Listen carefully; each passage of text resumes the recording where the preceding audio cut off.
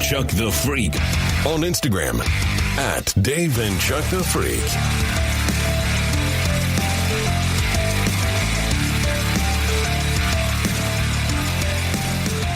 Hey there, good morning to you. It is a Wednesday. It is the 14th day of May.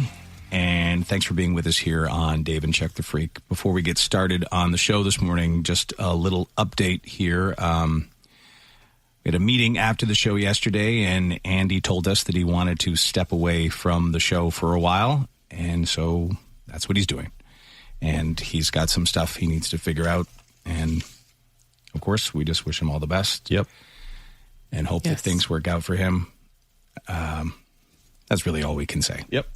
It's a personal thing, and he's going to deal with that. So, unfortunately, he will not be on the show for, I don't know. Yep. Who knows? We don't know.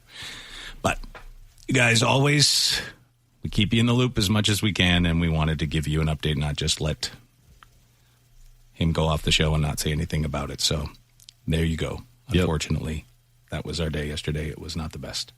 No. So, now let's be funny. Oh, yeah, huh? Let's do it. Damn it. Holy cow, huh? Okay. So, imagine your mom banged the Pope. She did. Okay. I'll say this. My mom was in Italy when she was in her 20s with her best friend. Well, she ran through a bunch of sailors, I believe. Yeah, you've talked about this often. This story. I'd have to isolate what she was doing near Vatican City at the time. You think your mom may have had She got after it.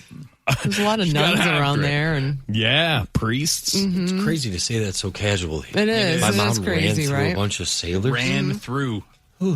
And let me just tell you that, so she kept a diary, right? That's the whole thing of why I know this. Yeah. She kept a diary. Don't keep a diary, by the way. Okay? Yeah, don't. Because your kids are going to find it one day, and they're going to read it, and they're going to be like, what is this? And then they'll be on a radio show, and they'll tell people for years that you ran through a bunch of sailors. She was a sailor whore. Right. Decades. Exactly. Decades.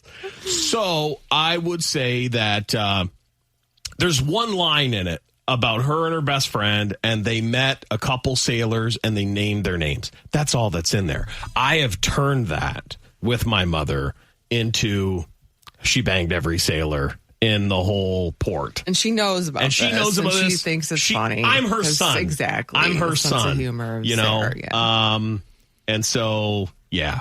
Did she run through a bunch of sailors? Probably a couple.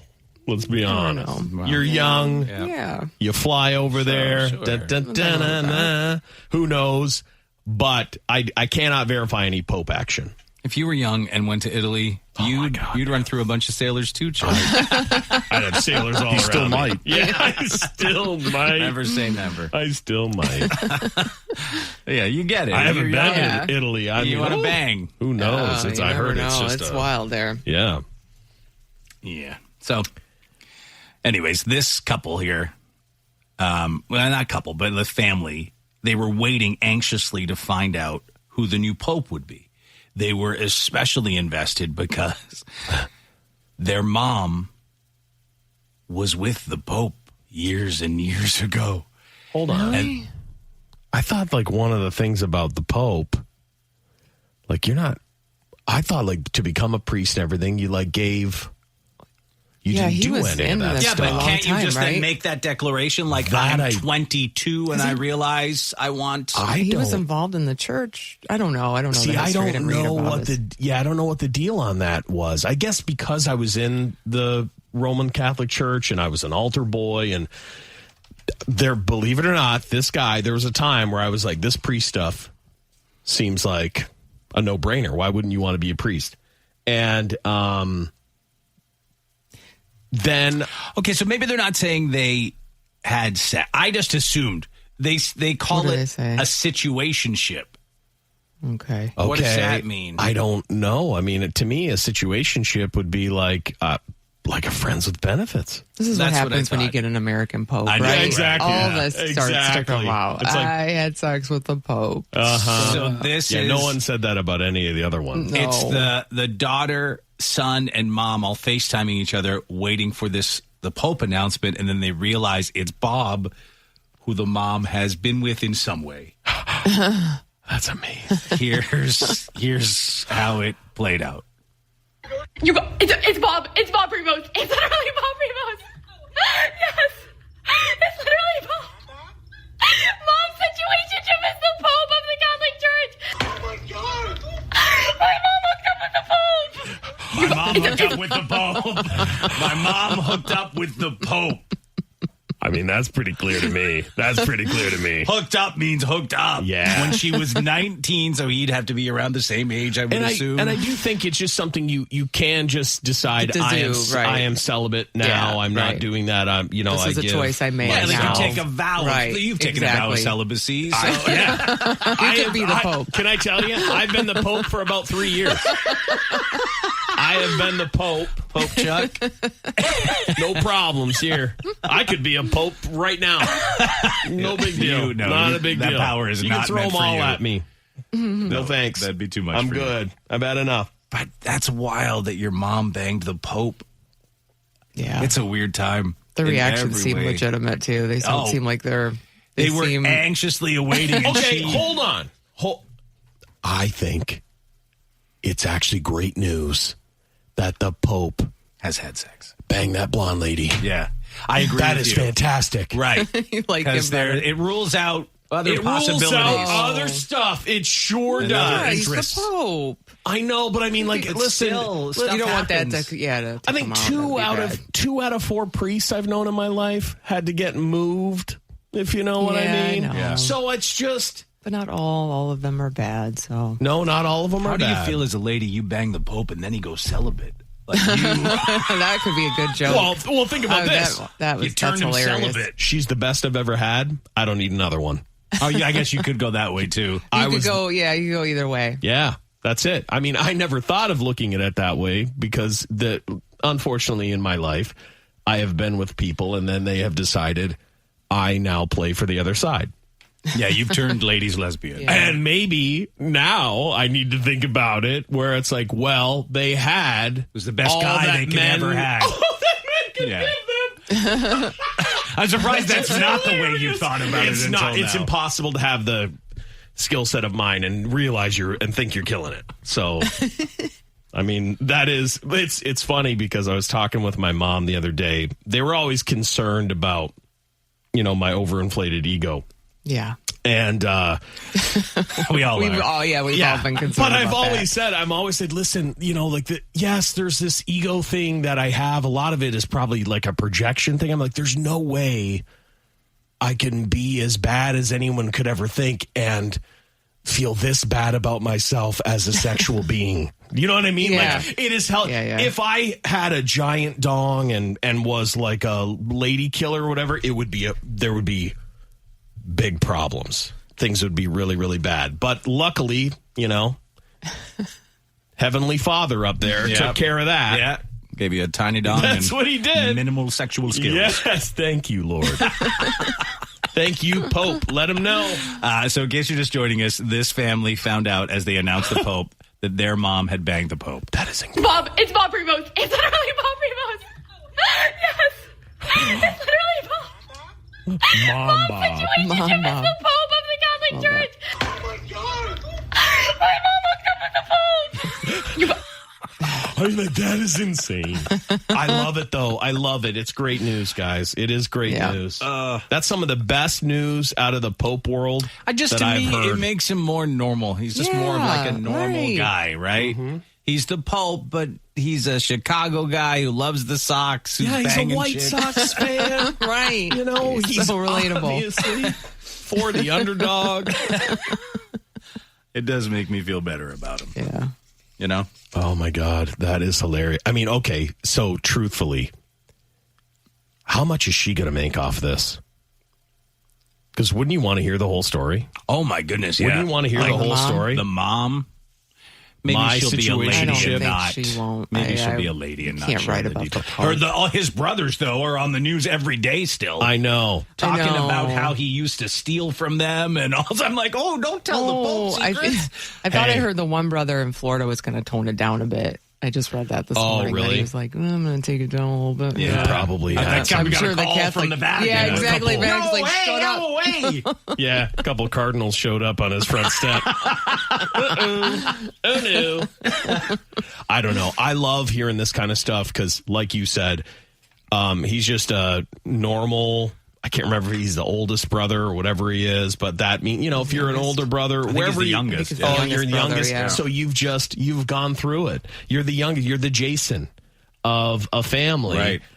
Older Jason. brothers just pounding you to oblivion, and of course the only way you could probably get back at them, like my younger brother stole a lot of my G.I. Joe stuff back in the day, and that was upsetting, and he paid for it. Yeah, there'd be some stories about me. Like if my brothers were on the news, goodness, they'd be the like, porta yeah, potty so story made headlines. yeah, the Holy smokes. that one, sure. But they definitely thought I played for the other team. So that's what they would say. My brother told a girl I was dating at the time that he thought that I was gay. Wow. And was like, I'm surprised you guys are together. And it wasn't like a brother joke thing. He was like, no, really? Serious? Honestly, yeah. Yeah. He was like, for sure. Thought he was a pole smoker. Yeah, for sure. Wow. Because I had a... What? You had a boyfriend? No. You had a boyfriend. Hold on. Or He just what? had to breathe deeply. Yeah. What's wrong? I had a lisp until I was about like 8. Aww. And I had to go through speech therapy and stuff. Aw, Jason. So I think Was it that this one? coupled with like the boy band Or stuff. was it this And like one? the black, Was it this one? it was this. It was that. Yeah. Your lisp and your love of NSYNC. I mean, it does check out. I'm sorry if my brother. I gave my brother a hard enough time about all that stuff. I really did too. I think it's just something you do. Can you sing NSYNC with the lisp? Bye, bye, bye, bye, bye. I need some lyrics or something. Bye, won't do it. Because it's buys. I'm Buys. bye. You didn't tell us this until now. No, I you didn't. I love to. this. I never reveal. wanted to say that. Oh, I'm so glad you did. Oh, I'm not. no, but look at you, come so far. You're on the radio now. That's I know. so true. I still have it too. You do If not. I say things with an S, I get this like I've never You have noticed to in my program head. yourself? I'm like, oh my god, did I? Did I start to talk like that? Yeah, it's terrible. Really? It all I didn't happened notice. in grade school. I was doing a presentation on Tasmanian devils. Okay, my name That's is a tough Jason one. Watson. Right? Yes. It's hard enough. Jason Watson, Tasmanian devils from Australia. You know? Holy cow. And the speech therapist happened to be there, so I'm like, Mom, I would have Dad, destroyed you. nobody told me. And all those years ago, Devils. there's no phones, right? So like, I never saw a video of myself to know that I wasn't saying things correctly. Okay. Does that make sense? So then I had to go In to your the head, it therapy. was normal. Right. Yeah. Yeah, Tasmanian devils. Yeah. Tasmanian devils are one of the coolest animals. I would pay for that video. This presentation by Jason Watson. It's good to get it out, though, right? Oh, my God. Yeah. Oh, like my on-air goodness. therapy. Yeah, that's good. It's got to be a big weight off your shoulders Not now. really. I wish I could just it's rewind good time that like you 5 back in minutes the and then Pringles why can. It's throw my good. head into the I gay think that all the poker. time, but it's like, whatever, it's out there, it's done. Yeah, it's okay. Oh, my. Well, now it makes a little more sense why your brother was all in. Yeah. With that whole Because you even thing. had frosted tips, too, right? Like, you went for the Yeah. whole Justin Yeah, Timberlake. that was a little later, yeah. Yeah. So it continued. Yeah, oh yeah. Yeah. Even NSYNC is hard. And think Yeah, that is a tough one. Justin Timberlake. If I keep doing it, I'm afraid Yeah, that I'm like, going don't- to Yeah, don't do it. I'm going to lose Don't all do my it. Stop. training. Go back. Stop right now. Stop. Yep. Yeah. Oh, No, you- man. That sports. is something. You just I never would know. never have known that. No, honestly. none of us have never. ever. That's good. Yeah, no, Yeah, you no, can't. none of Never us heard ever any thought kind of of that. like, ooh, that's a little lispy. Nothing. No, never. Say. I'm like, oh, did I? No, it's not No. even close. No. That's good. It's not even close. That is good. Because if it was like this. It was. But if Wow, it was that like is- this. If it was like this. So, Australian Tasmanian devils. Like if it's that, then I can see why your brother was like, hey, something's Right, up. but if you were it was run, like that. in the running for Pope, they'd have a lot to say about Yeah. yeah, Yeah, for sure. your upbringing. Oh, I by used the to way, do sports just like that all Yeah, the time. I was thinking about your character Yeah. from Oh, back. that's What right. was the name of the? It Do we have a was name? Chuck the fruit. No. There was like I we would have a do a name? sportscaster. Or you just do it. I think it can't was remember. just speech impediment sports guy. Oh, yeah. Speech impediment sports guy. That was a long. That was was a long 20 time years ago. A long. In sport. It used to make me laugh really hard. Yep. Yeah. By the way, so yesterday, as we have Jason here and we're talking to him, we got into a discussion about this new hair loss treatment. Yes. Right? A lot of people talking about it. It is literally almost through trials. It is known to restore hair, bring back your dead follicles. And Chuck said he'd never do it. He's fine being the way he. Oh, no. Jason said he's fine being bald. He didn't want to go back to hair. And Chuck said he'd do it in a heartbeat. He wants his hair back. Yep. And we asked Jason why, and he said because he basically had, an afro, like a.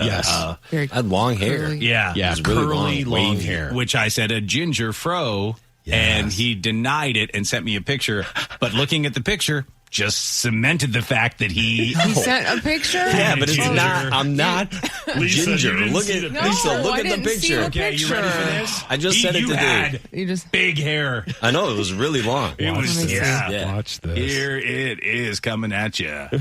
wow. See? Look at the red. That is Look at that. ginger, dude. I told you there was a little bit of strawberry blonde That's not in the strawberry corners. blonde. You are a redhead. Why do you have a problem with that? I'm not a redhead. You are a ginger. Nobody in my whole life has almost- told me that, you almost- except for you. This almost looks like a photo of a boy band. Yeah, you're right. The Lispies. You had quite the head of hair, though. I know. I did. How could Impressive. you have gone from that to bald? That sucks. How old were you here? 18. Okay. Yeah, I man. was like senior in high school. Wow. Yep. No, that's I a don't- lot of hair. See, I was much more Okay, bald come on, at you guys. 18. Are you seeing I ginger? don't see a lot of red in there. I see red. Maybe just, I don't. I mean, that's red Maybe right there. It's where? red. I mean, a that little whole bit part. next to the other guy, it's the I light. guess. Oh, it's the light. I have so red, many red. pictures of me that are brown hair. Well, you're going to have to start sending them. I guess. Let me just show you all my photos. Yeah. You don't that even is remember definitely- me with hair. That's why I feel like you're. No, I don't remember you with hair. Yeah. But when Yeah. I don't remember you ever with long hair like that. No. I was balding Okay, by the time. because to me, the guy that's beside you on my left, The white guy or the black the guy? white guy, Yeah. like the black guy, it's easier to tell that they don't have the same hair color. The other guy, that's brown to me. Yeah. This is Like dark brown. brown. Accept it. Yeah. It Identify does have as a red ginger. tint to it. Yes. But it's not like carrot top red. It's not No, red. but that's ginger. Yeah. right, but Never. there's definitely a hue. There's a hue to it. Now I regret sending you this photo. I You regret everything. You know? Yet he Why still do you does even talk still to done, them, yeah, you Jason. still I don't know. do it. So I don't know I try how much you to regret stand it. up for myself. I know. It all backfires. Defend. Just all backfires. Beautiful hair, though. There we go. See, but I don't want that again. Jason's secrets. I'm gonna. Well, I Yeah, can't. it is a big secret. Jason's secrets. You know, I think one of the. I think for myself, the reason I would want the hair back is I only had hair when I was going to my dad's barber, right?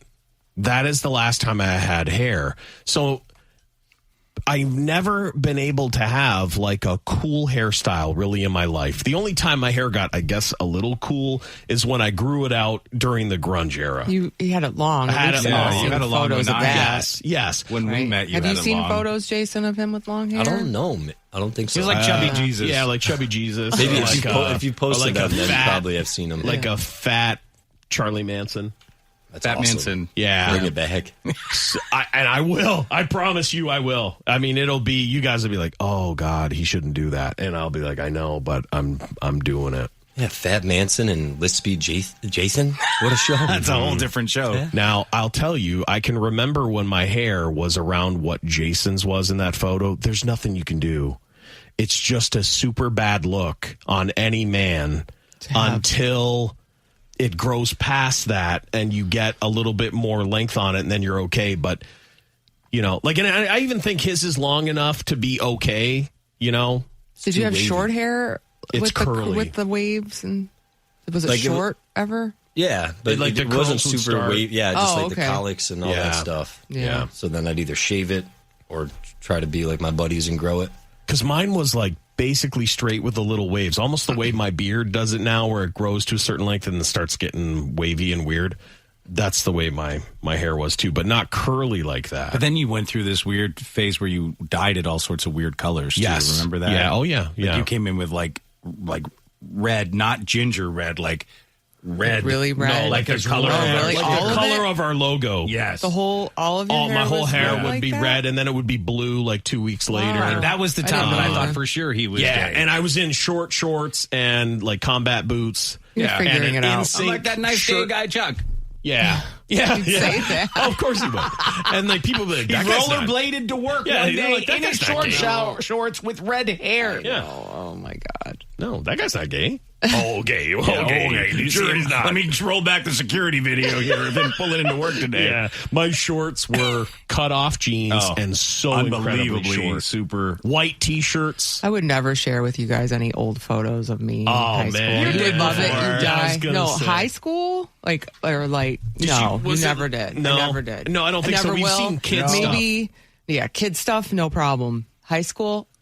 Dave, have I ever seen pictures of you in high school? I think so. High school? I don't know about high A school. flock of I look eagles like a haircut and chubby all that? businessman. Like, That's why I always seem to have ties on. I'd be way too embarrassed. You'd make so much fun. surprising at all. No, Yeah. it's not. No, It's my not. hair was ridiculous.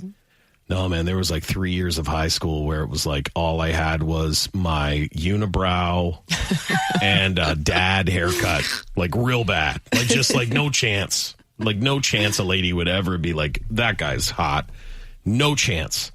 And then I realized I need to take care of that unibrow and I need to grow my hair out, and Yeah.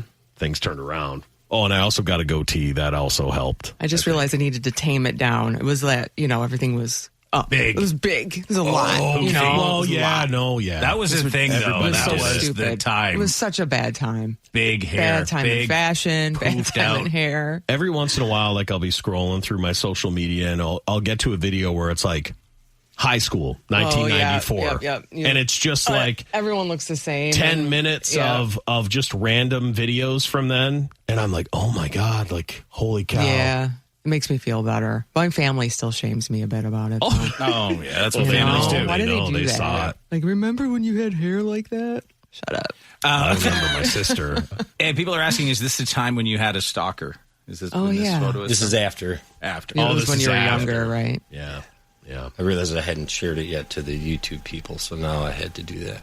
Oh, the photo? I yeah. didn't want to. I mean, leave it Yeah, up right there. you go. There they go. Give them a little taste of that. A little taste of Jason. If you're on YouTube watching right now, let us know in the comments. Is that red hair? Oh, Is let it me short? hold on. Let yeah. me zoom in here Oh, so people yes. can really. No, it's already gone. I got to pull it. Before you zoom into my Put it back. 18-year-old Put it back. Put it back for the There it is. YouTube It's back. people. Here. You decide. Follow us on Is YouTube. he a ginger? Yes or no? Yeah. I'm going to post it on X with a poll. Yeah, that's not a bad man. idea. And let's just get to the That's- bottom of it. You know what? Okay, you did this, Sure. Jason. You sent You the did. photo. That's why I would never do. I'm going to send this photo to the Pope. You and see had, if he can he had asked if I had long hair, and I said, yeah, I had long hair. And then he said, and I don't think it's ginger, so I had to. Yeah. Sometimes I don't think it's going to make it to X. Oh, yeah, of course not. No. know? You hope it doesn't, you know? yeah. Like, you hope it doesn't. I mean, I was a just lot. an 18-year-old. You really hope it doesn't. There it is. Yep. That is, I can't wait to see the results. Me too. Oh, you can't post a picture. What? When you post a poll, they don't let you post a picture. Oh, that's unfortunate. Just tell them Send a to link. ask them to make comments. Yeah, and I'll just- do it in the yeah. comments of the Yeah. post. There you go. We don't need to get make around it. that. Does he look like a lispy ginger? Oh, my God. Oh, Then you're my asking God. for trouble if you. Well, whatever. What was harder to deal with, his red hair or his lisp? Yeah. Yeah, that's tough. 100%. Yeah, 100%. Especially when you didn't know you had it. Oh, yeah. Your kids made fun of you. I don't really remember that. That's good. Yeah. Okay, good. I don't like really that. remember no that. trauma. Yeah, no, that It might have been These kids early. are so mean. I think they are horrible. felt bad. Oh, that's Yeah, my name nice. is- That's so nice. Jason Watson. Like every time I spoke. The ginger. You know what's wild is that I have like a memory of like doing speech classes. So there must have been something with me that was was weird. Like when I was like super, super young, I have like so they were trying to bust something out of me. And like I always attribute it to words that I have a hard time saying even now. It must have been like those words when I was in like first grade, they must have been like, oh boy, this guy is first grade nuts. Let's get him. See what people are asking for? What are they asking? No, I'm no. seeing that people are saying that I'm dark brown with maybe a little tint. Are you blind? tint- You're tint making is that up. fine. There's not a single one that says that. You're looking at a different feed, baby. what feed Show us your pubes. I Do the figured that carpets was you. match the drain? There you go. I mean, those are darker, but that's all cleaned up. I got a big my doctor's God. appointment today, so I had to clean up shop. right. Oh, that's It's right. today? Oh, wow, It's today. today's a After the day. What a show. day, yeah. It's a terrible day. I was going to try and show you guys another picture of my long hair, but my mom has blocked me again. Oh, sure, she has. My mom she has keep blocked. blocking She you? doesn't know. She What did doesn't you know. do? I don't know. I'm like, Linda Urquhart. I'm like looking her up, and it's like, oh, she has no post available for you to view. I'm like, she posts there all the time. Blocked again. I'm blocked again. So I'm x.com/Dave and Chuck. Couple people said no, but a lot of people say, yeah, mild ginger, dark ginger, I'm not saying you're carrot top. rusty ginger. No, I don't. Yeah. I think it's very close to just your beard color. If that's what Which is ginger. it takes. It's a nice color. Yeah, there's nothing wrong with it. I I'm like the Irish, for color. God's sakes. I'm cool with gingers. I'll show him. Put that on X. I'll show him that on right X. now. What? What? I'll show If him. that's What are what you it takes, doing? he's What's going that to about? show his pubes. No, you're Dear not. God, If that's You're not what doing it that. takes. What is- Your you pubes lost your Yes. mind. The world needs to know. If that's what it takes. If that's what it If takes. that's the only way to prove it. I love his confidence. No, you check, Chuck. One man can look. No. No, there'll be no pube show today. No, let's not make That that should be a rule, guarantee. actually, every day. There would be no pube show. We show period. tons of pubes on Not the show. ours. Well, not our own. We're not Jesus. showing Jason's pubes. I can't say it. Jason's pubes. pubes. Now I have the. You had sympathy speech. Oh, Jason's pubes. Oh, no. We shall not show Jason's pubes. We shall not. There's a rule on this show. There's no showing of pubes at all, especially Jason Watson's pubes. Sick. Disgusting. Sons of bitches. Oh, well. I'm glad you got through it. It's tough. A lot of people don't. You're right. To be on the radio, I've never thought of I overcame the You did lisp, overcome. you know? Oh, You dude. did? Are Yeah. you kidding me? This is the ultimate of over. I got to Of find course. some old video. My mom's got to have some video. Oh, man. Holy cow. Oh, yeah. Name me one other lispy ginger Jew on the radio. Clip. Yes, congratulations. Where'd he go? He's gone. He's Congratulations. on the ground. Oh, my God. That's your new bio right there. That's your I new don't know bio. what to say to that. I don't either. I can't believe it. I don't even know what to think. It's amazing. You James had a overcame. rough night. You shall overcome. No, right? What a character. Yeah. The lispy ginger Jew. Been through stuff. Showing his Holy pubes. cow. Wow. So there you go. Yep. Well, it's been a hell of a time. Yep. It has been. For sure. From the Pope banging to... Oh, that's Lispy great gingers. news. Great news, guys. Yeah. Really is. That is... I had a man wash my feet, so hearing that the Pope... Did you ever drink wine when you were an altar boy? Did you and your friends? No, we weren't allowed. Yeah, you didn't sneak it? That's no, why I heard a lot of altar boys would sneak it. No, I would have been afraid to drink any of the priest wine. You probably would have went into another dimension, and then that's Michael probably Jackson smart. woke up with your pants That's down. smart. The Okay, old good wake up thinking. with your pants what down. did Michael Jackson call it? The he was like juice. he called it some Jesus kind of juice. Jesus juice. Literally. Yeah, exactly. So Good- no, good we call. stayed. We didn't hang around in the back room No. of the priest area. We just took our robe, got that thing hung up. Did your business. Get out of there. Get out of there. Get yeah. out of there. Smart. No wine. No. Is Jason okay? Yeah, I'm fine. Yeah, he's gonna be all right. Good. What's wrong with how I said... And my cousin, who has bright red hair, sent me a text. He was like, you got to tell Dave he can't be using that G word like that, especially with a hard R. Ginger. He says that's ginger. Well, have you seen the movement lately? What movement? So there's a No. movement on TikTok, and listen, I don't know what exactly is going on, but they say That is incredible, by the way. What? Someone has turned his hair bright red. Basically, Whoa, you're lucky, dude. You did this, Dave. You're lucky. What is that? was Oh, fast. my God. I mean, I'm that's not even impressed. your face. They put someone else's head on your Well, body. they changed everybody. AI. Must be AI, Yeah. right? Wow. There was a woman, I think, that made a video, a black woman, I think, that made a video saying that gingers are black. This is the thing that has What's happening? gingers are black. I have lots of gingers in my Irish family. They Yes, are not black. I know, but I don't understand it all, but it is are you all talking about? over the place. And there are people embracing it. I don't know. It's TikTok. I just heard about this too. Like it's Yeah. something to do with the not melanoma. That's Yeah. melana, whatever that is that for your pigmentation or something. I don't They know. say so. They're comparing it to like racism almost. there's some of that. There's Like some white of that. on white racism. Yep, there's some of that, but there's And they say there's a beautiful kinship between black folks and white redheads. right, and so it is taking off. I'm just saying this right now. It's taking off. You get more street cred for your Right. rap career. So I technically, guess. in that photo, there are two black guys in it. If you look at it that way. Jason's So what does photo. that mean? Because I'm a Jew? I mean, that's just too much for me to Oh handle. man, it's tough to wrap your head around. You're a lispy ginger black Jew. Oh my God.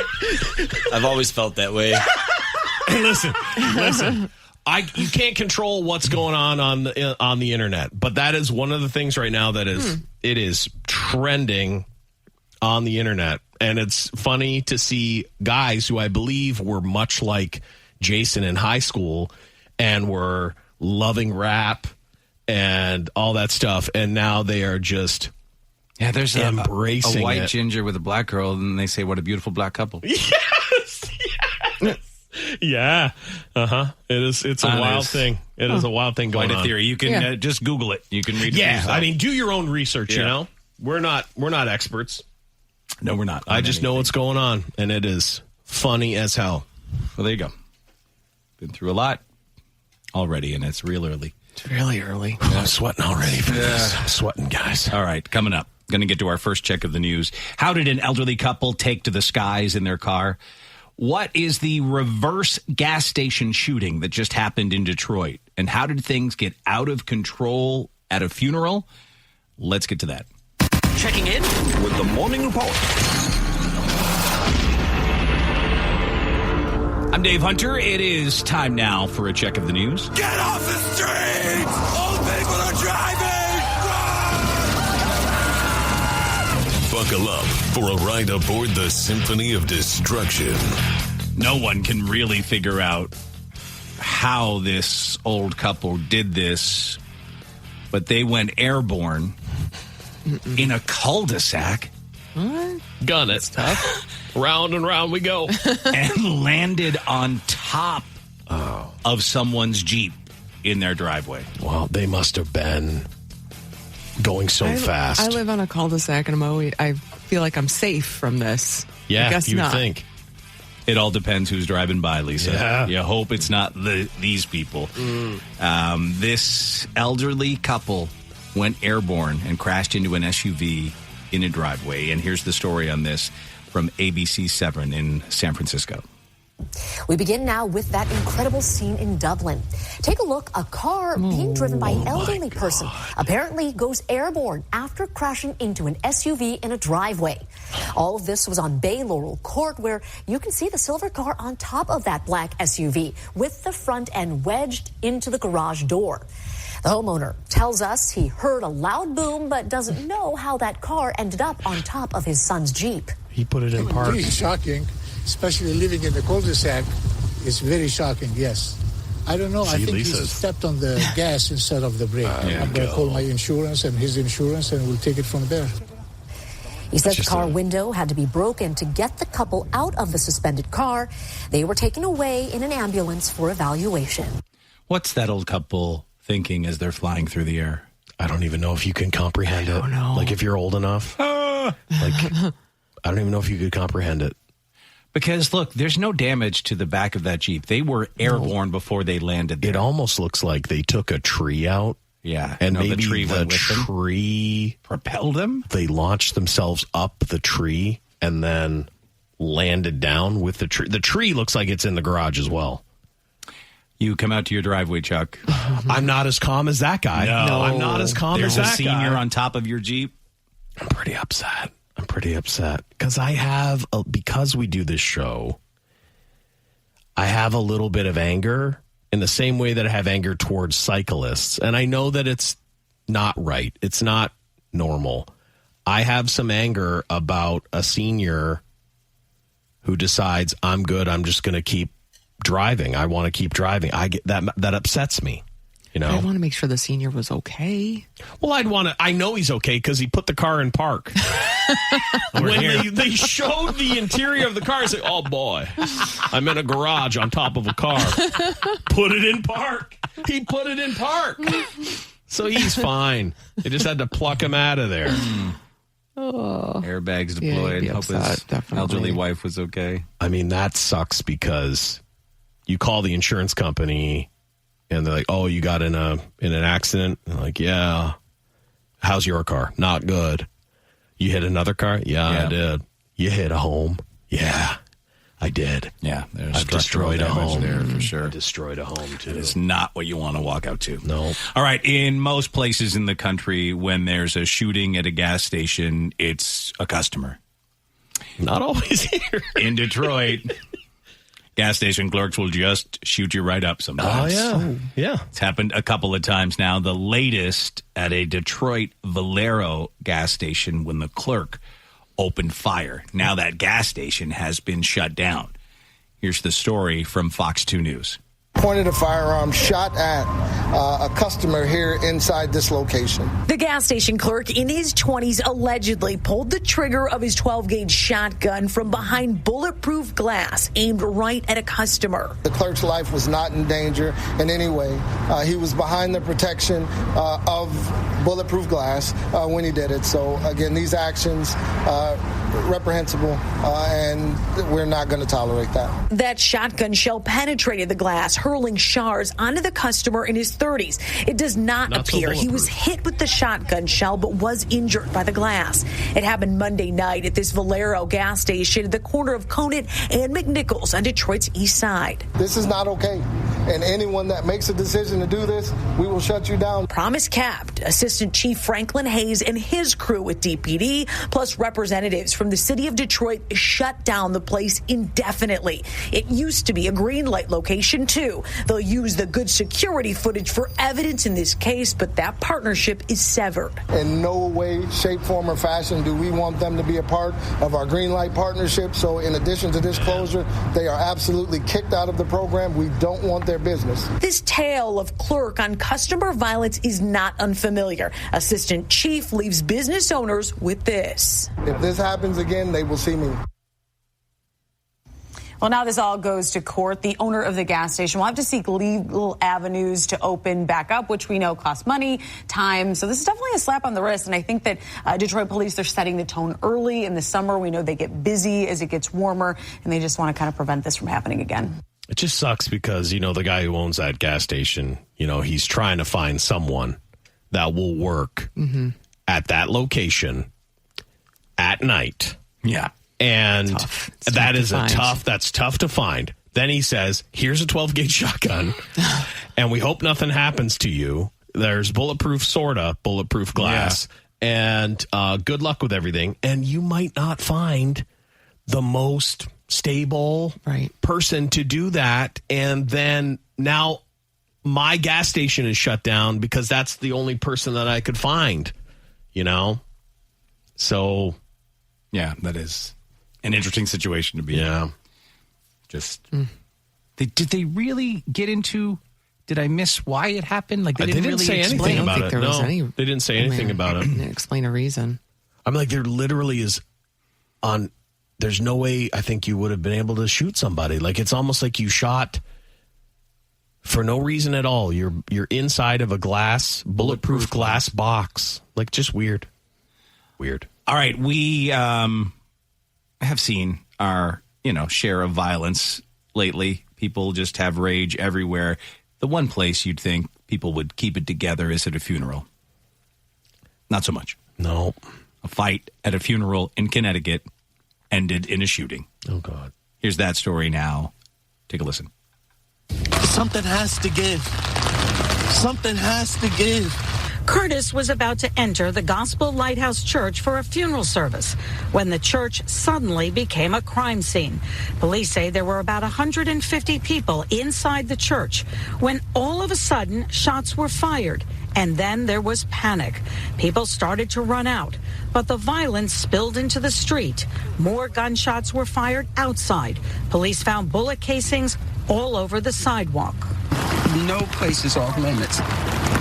You just got to stay prayed out that that's not going to be you. What sparked the shooting? Police say there was a dispute between two families inside the church, which quickly became violent. 2 people were injured, a woman who was grazed by a bullet and a man who was stabbed. Both went to the hospital. Okay. Police say they're going to be okay. But what about this community? And despite all of the chaos, Hartford police were the ones who carried the casket to the hearse. Damn. Out of respect for the family. Let it be a message to the youth, to the city of Hartford, to the state, and even across America that this has to come to an end. Please, retaliation is not it. Curtis believes this may have been an act of retaliation, although police are not confirming that. They say they don't have anyone in custody, but they are talking and questioning lots of people. Up until today, many thought a church was a safe haven. Not no more. Yeah, that's your mistake right there. This is like the second or third in a couple of weeks. Remember, there was a massive fight at one Yeah. funeral, Yep. too. If you're looking for someone, Like, the thing about you it, kind of can figure out where they might be, though. well, that's true too. But I do think like some funerals, it is like there's some heightened emotions there. Mm-hmm. I've seen my own personal family get a little hot under the collar. Really? Yeah, Bring all that out, right? Yeah, when Grandma looked like a little bit like a drag queen. Oh, yeah, that stuff. My family just drinks and is happy. Yeah, That's that's a nice. big That's seller. nice. Just gets That's wasted. nice. My family had to give up drinking. Oh, yeah, that's Different, that is little that can be troubling. That's That can be changed it all. We saw this crazy video of an accident that went viral last week, a road rage incident where a dude intentionally hit a motorcyclist with his vehicle. And now that guy is indicted for attempted murder, which is exactly what it was. Yep. Here's that story from KPTV in Portland, Oregon.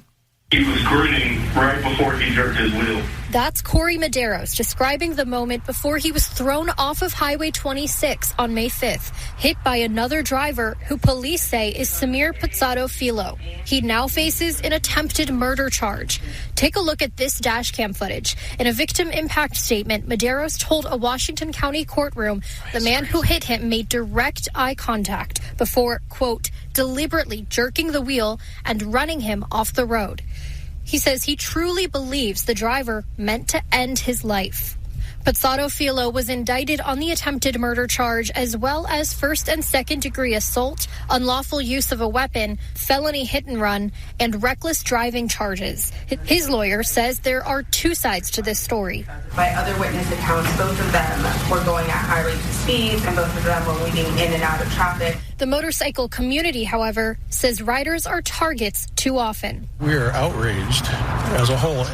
Everybody is angry at this. Advocacy group A-Bait of Oregon, which focuses on motorcycle education, safety, and legislation, is supporting their fellow biker. A representative says riders battle both physical vulnerability on the road and harmful stereotypes. Well, I can share my own personal riding philosophy, and that is to assume that each and every automobile out there will intentionally try and hit you. This man tried to kill me. That's insane. That's a little wild. Everyone's trying to hit you. Yeah, intentionally. Yeah, intentionally. Everyone on the road is intentionally trying to hit you. I think it's probably healthy as a motorcycle rider to think no one sees me. Like that is really how you should operate on the road. No one, even though you should be able to hear me, see me, all that, no one knows you're there. So you just have to ride on high alert. with that on careful, mind, in mind or whatever. But that was attempted murder. That guy intentionally definitely slammed his minivan into that guy on the motorcycle, knocking him off the road. He could have just knocked him just right into the pathway of that semi-truck. Right. And that would have been it.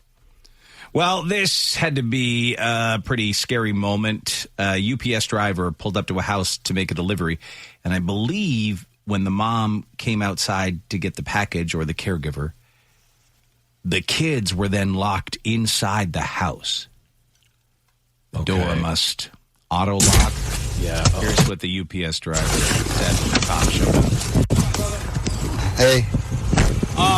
I was just doing a delivery right here, and he was out here, kind of right here. And he has a 2-year-old and a 6-month-year-old in here. The front door's locked. I just was able to check the garage. This opened up. Can't get in the house? Can't get in the house. How old? In the house. 2 years old, she said, and 6 months. 2 years old. How did you get locked out? He said he works for UPS. The 2-year-old locked it. I don't know. Did he? I think so.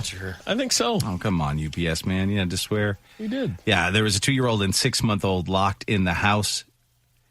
They got the garage door halfway open. The UPS driver did by the time the responding officer arrived. Well, if my garage door is halfway open, I'm in. Yeah, you're in the house. I'm basically in, other right? door's And locked. unless you've done that. Yeah, the other door was locked. Okay. But the officer broke down the door in the garage that led into the house and swiftly found the 2 children crying but unharmed. They say they thank the UPS driver for his quick thinking and willingness to help during a critical moment. They say he was an everyday hero that stepped up when it mattered most. So they blame the toddler for locking the door. No. Oh, man. When the caregiver stepped out to get the UPS package. You got to keep your eyes on him. I got locked out of my house twice because of Douglas, so. What? Yeah. He locked the hits the door. lock? Yeah, he used to when he was a puppy. Like he would jump up? He would jump up and click it down. I had to have a whole system put in place after that to get back into the house. Sure. Oh, yeah. Yep. Boop, boop, boop, boop. Yeah, I'm in. exactly. Yeah. You have to. My goodness. Holy smokes. Yeah. But kids leaving your kids being This was locked a in, 6-month-old with a 2-year-old. that's 2-year-olds don't know how to take care of a 6-month-old. No, you can't rely on them. You absolutely wish you cannot. Could. You wish you could. Life would be better if you could. Oh, it would be so much easier. But you cannot. No. Strange moments at a home in Fort Myers. An alligator knocked on a door, and it had a chair on its head. Please help. Here's the Please story. help me. An alligator was so eager to make friends, it brought its own chair to people's houses. Just go ahead and sit the here. Lee County Sheriff's Office in Fort Myers, Florida, released this video of the social animal. They say it somehow ended up with a chair on its head. But that didn't stop it from approaching front doors in the neighborhood, obviously determined to introduce itself to local residents. Not trusting that the gator would assimilate to human life, a trapper was called in to return it to a more suitable habitat. The gator wasn't yet ready to leave, but these officials weren't going to wait for it to give up. They secured its mouth and loaded it onto a pickup truck. While the sheriff praised the responders for taking a bite out of crime, everyone was most relieved that the alligator didn't take a bite of anything else. For Inside Edition Digital, I'm Mara Montalbano. Yeah, I guess he's lucky he didn't go back to the pond, with that thing on him. Like, everyone would have made fun of him. It's almost like being a ginger. What are you doing with that chair? Yeah, what are you redhead. You got a red chair on your head. I don't know what to say. No, you're fine. I know it's been I sound like a UPS guy. Tough start. I wish I could just go to FedEx, but that's not easy to say. No, it's not.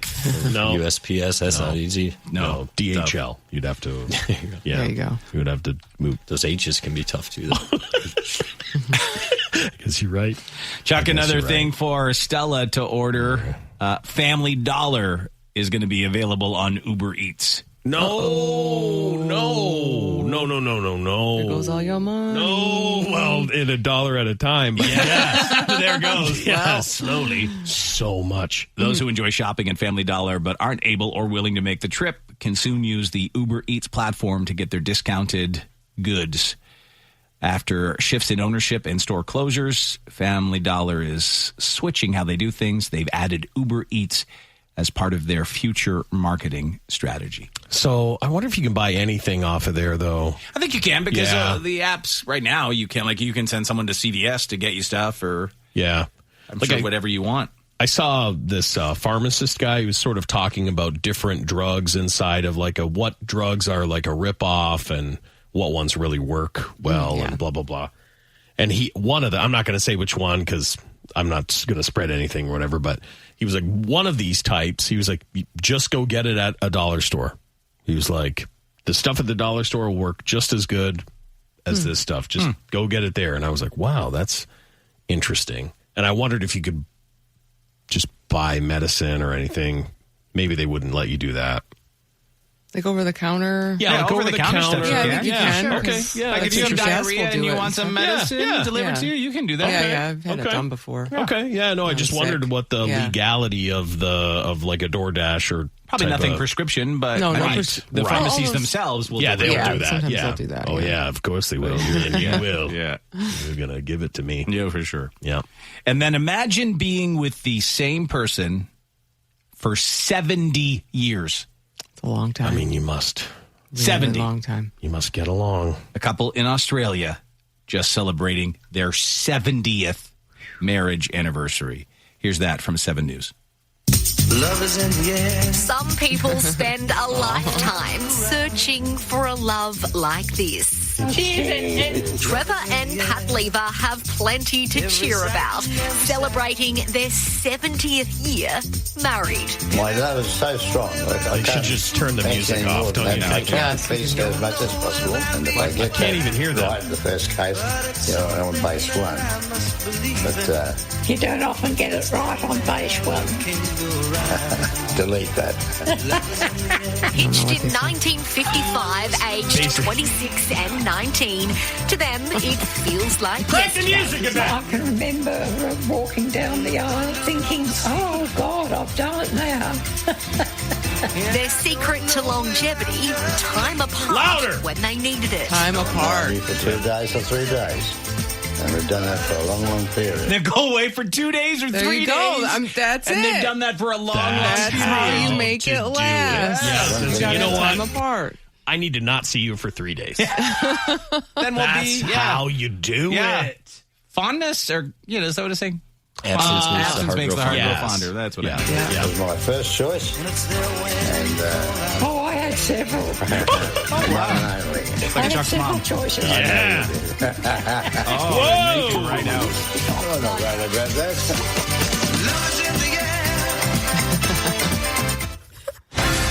Man, they just cranked that tune the entire time. I can't even hear the old folks speaking. Basically, what it seemed like is he says something, she makes fun of him, he laughs about it. Yeah. That's what's made it work. And the time apart. He doesn't, and then he's like, you know what? One too many times you've done that. I'll see you in 3 days. And it's all worked out. Yeah. It's all worked out. Somehow it does. It is true, though. Whenever I'm apart from my wife, when you come back together, you're just so excited to see them. You need to have time apart. Yeah. For sure. Yeah. It helps. Definitely helps. Yep. And they figured it out. Obviously, 70 years. Yeah, good for them. We'll take a break. When we come back in just a moment, celebrity dirt and sports news on the way. Did Kim Kardashian think she was going to die during that Paris robbery? Are the killer Menendez brothers now eligible for parole? And how did an actor get a yeast infection in his nose? Oh, my. I know. We'll get to that and more when we come back right after this. Previously on Dave and Chuck the Freak. Bernie, have you spread someone's ashes? Dark. Yeah, we put him in fireworks and shot him off that way. That's a guy who loves fireworks. Killed. Yeah, it is someone who loves fireworks. It is. Wouldn't it be horrible if someone did the worst, like the stuff you hated? Like, Chuck, oh my God, it's a firework show. Just took you to fireworks. He hated this. He would have hated it. I really hated all this. We took him to his least favorite things. Right. Yeah. I mean, that's not bad. I mean, I would laugh at that. And that's pretty good, guys. That's pretty good. Something mixed Chuck with mayonnaise. Put me on a big girl sandwich. Oh my God, you would have really hated this. Oh, you would have. Mix me in a big girl's egg salad. The worst way to go. Oh, my God. That would be the worst for me. I would hate that. Let's see if he laughs now. Oh, man. He's in a big girl's mouth. It's Dave and Chuck the Freak. Dave and Chuck the Freak. Email at daveandchuckthefreak.com.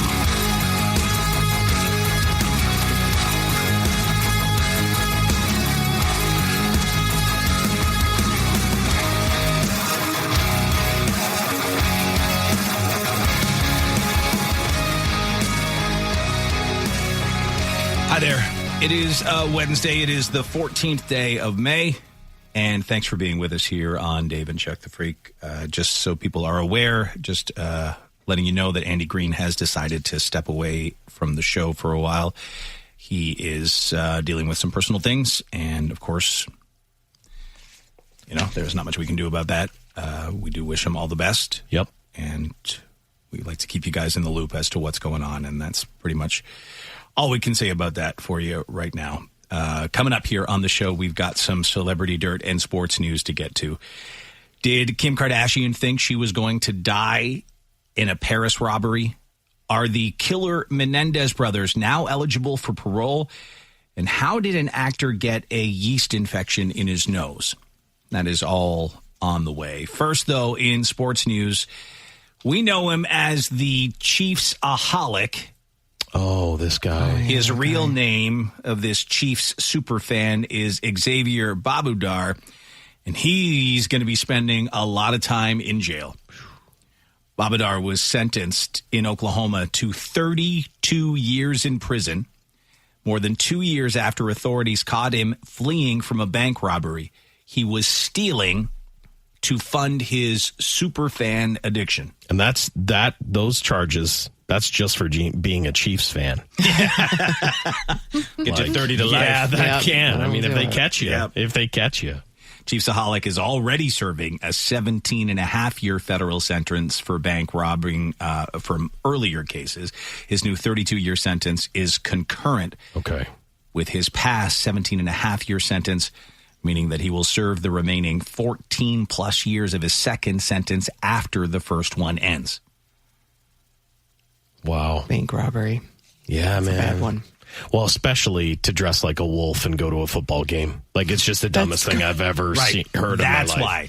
Not actual pain and suffering and trouble. No, I understand. Like, you're a gambling debt. Someone's going to kill you. You got to do what you got to do. They're going to kill your family. You got to do to get okay season tickets to the Chiefs and dress like a wolf. You are a dumbass.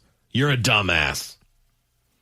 It doesn't make any sense. To wear a fanny pack and weird shorts. Get out of here. Weird.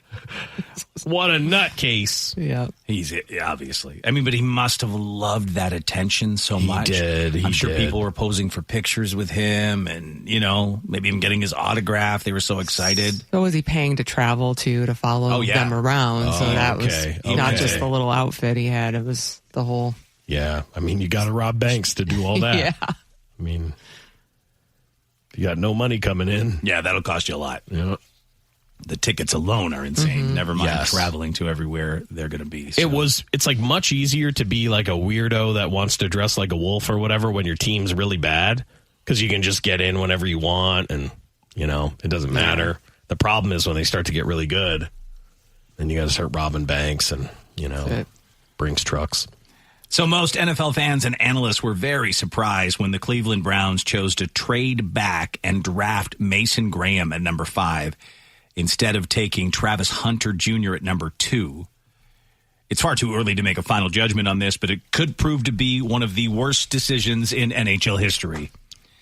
The 21-year-old defensive lineman apparently is in such bad shape. What do you mean? NFL. NFL, sorry. Yeah, sorry. That threw me off. I was like, what? Because I don't know the names of all the people that are like supposed to be good. Yeah, football, NFL. Yeah. The 21-year-old defensive lineman's performance during rookie minicamp is raising some eyebrows. Oh, just fat. He is so out of shape, he keeps puking. Oh, my God. Oh, you're in trouble.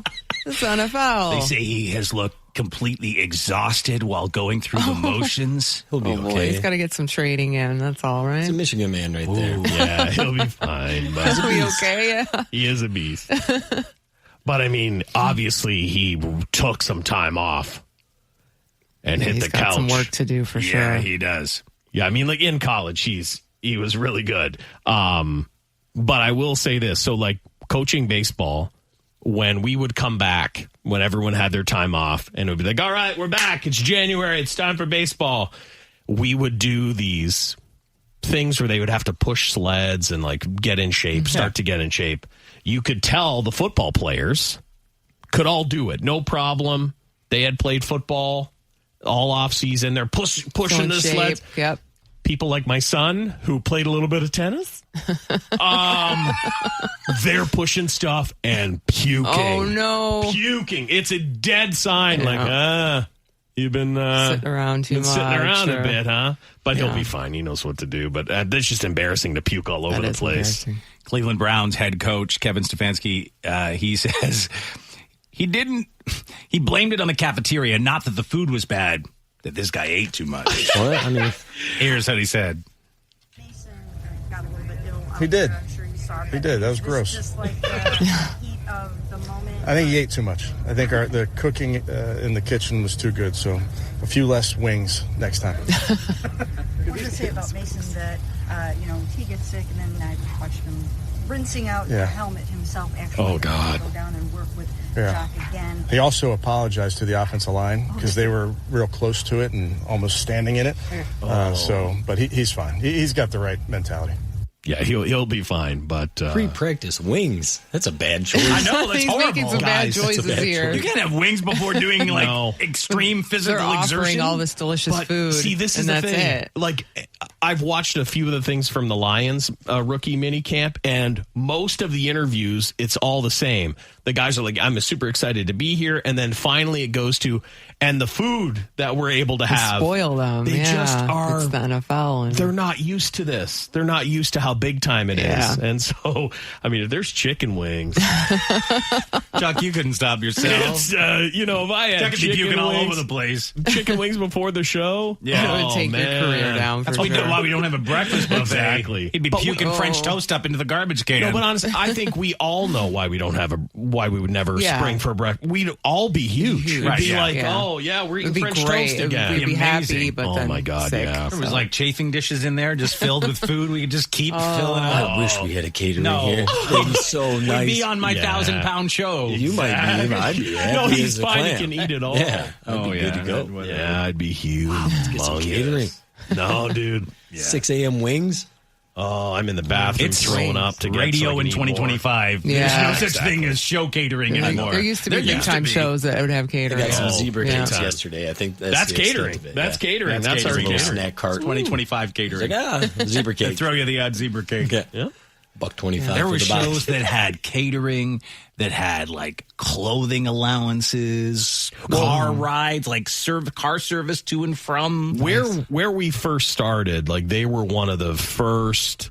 Like it was an AM station that was like the AM stations do that. They listen. They were called the Big 8 back in the day, and like you could hear them halfway through the country. Their signal was so loud, and there was no other signals. And they had Camaro, traffic cruisers. like all the station news cruisers were these Camaros, white Camaros with the logos. They had a helicopter, a traffic helicopter. They had their own helicopter radio station. Yeah. Like they did it up.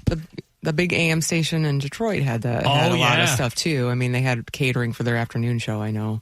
I don't know if they still do, but and what was nuts is when we were working there, and so I was like a 19-year-old kid, and there was a couple guys that were from that time, and they would be telling you stories, and it's like, oh my God, it was insane. It was insane. Oh yeah, no, it's a different time. So don't be expecting any catering anytime soon. So we won't throw up. I'm just saying it would be cool. Probably you're going to stick to your little 100-calorie packets of Cheez-Its and call it a day. That's what I got. They went from all that to like a guy who was a little down on his luck making sandwiches in the. They had a mentally challenged man manning a sandwich bar. Sandwich bar. Was that downstairs? I never had a sandwich. It was gone by the time I never saw that. got brought. I was just brought in at the end of it. Yep. Oh my God! Where was that located? In the basement. In the basement. You know in that basement, little kitchen area. Little kitchen area. He was behind that counter. It was so old. All that stuff.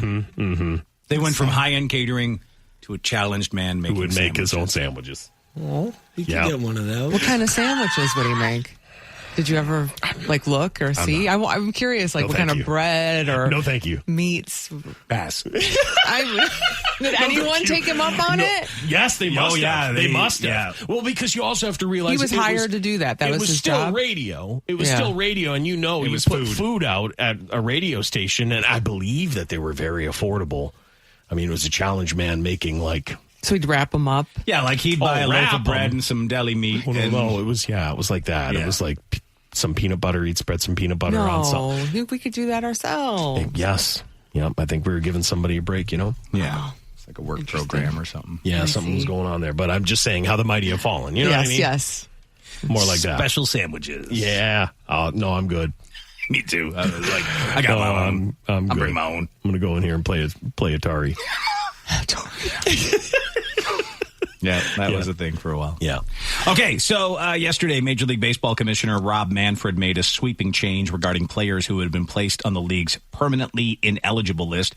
The likes of Pete Rose, Shoeless Joe Jackson, and others were officially reinstated. I can't believe it took Pete Rose to die them to do that. I knew they were going to do that. Did you see the documentary on him? I didn't. It was really good, but poor guy. I knew they would do that. Didn't get a chance to see it. Yeah.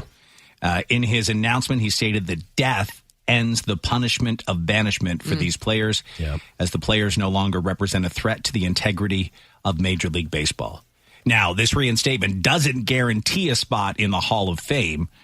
They still would have to be voted on by the 16-member Classic Baseball Era Committee. I think he'll get it. He's getting it. Yeah, he's one of the greatest hitters of all time. Yeah. So he just loved to gamble a bit. He had some problems. He's a crazy man. He had some issues. Wild. But he was really good at baseball.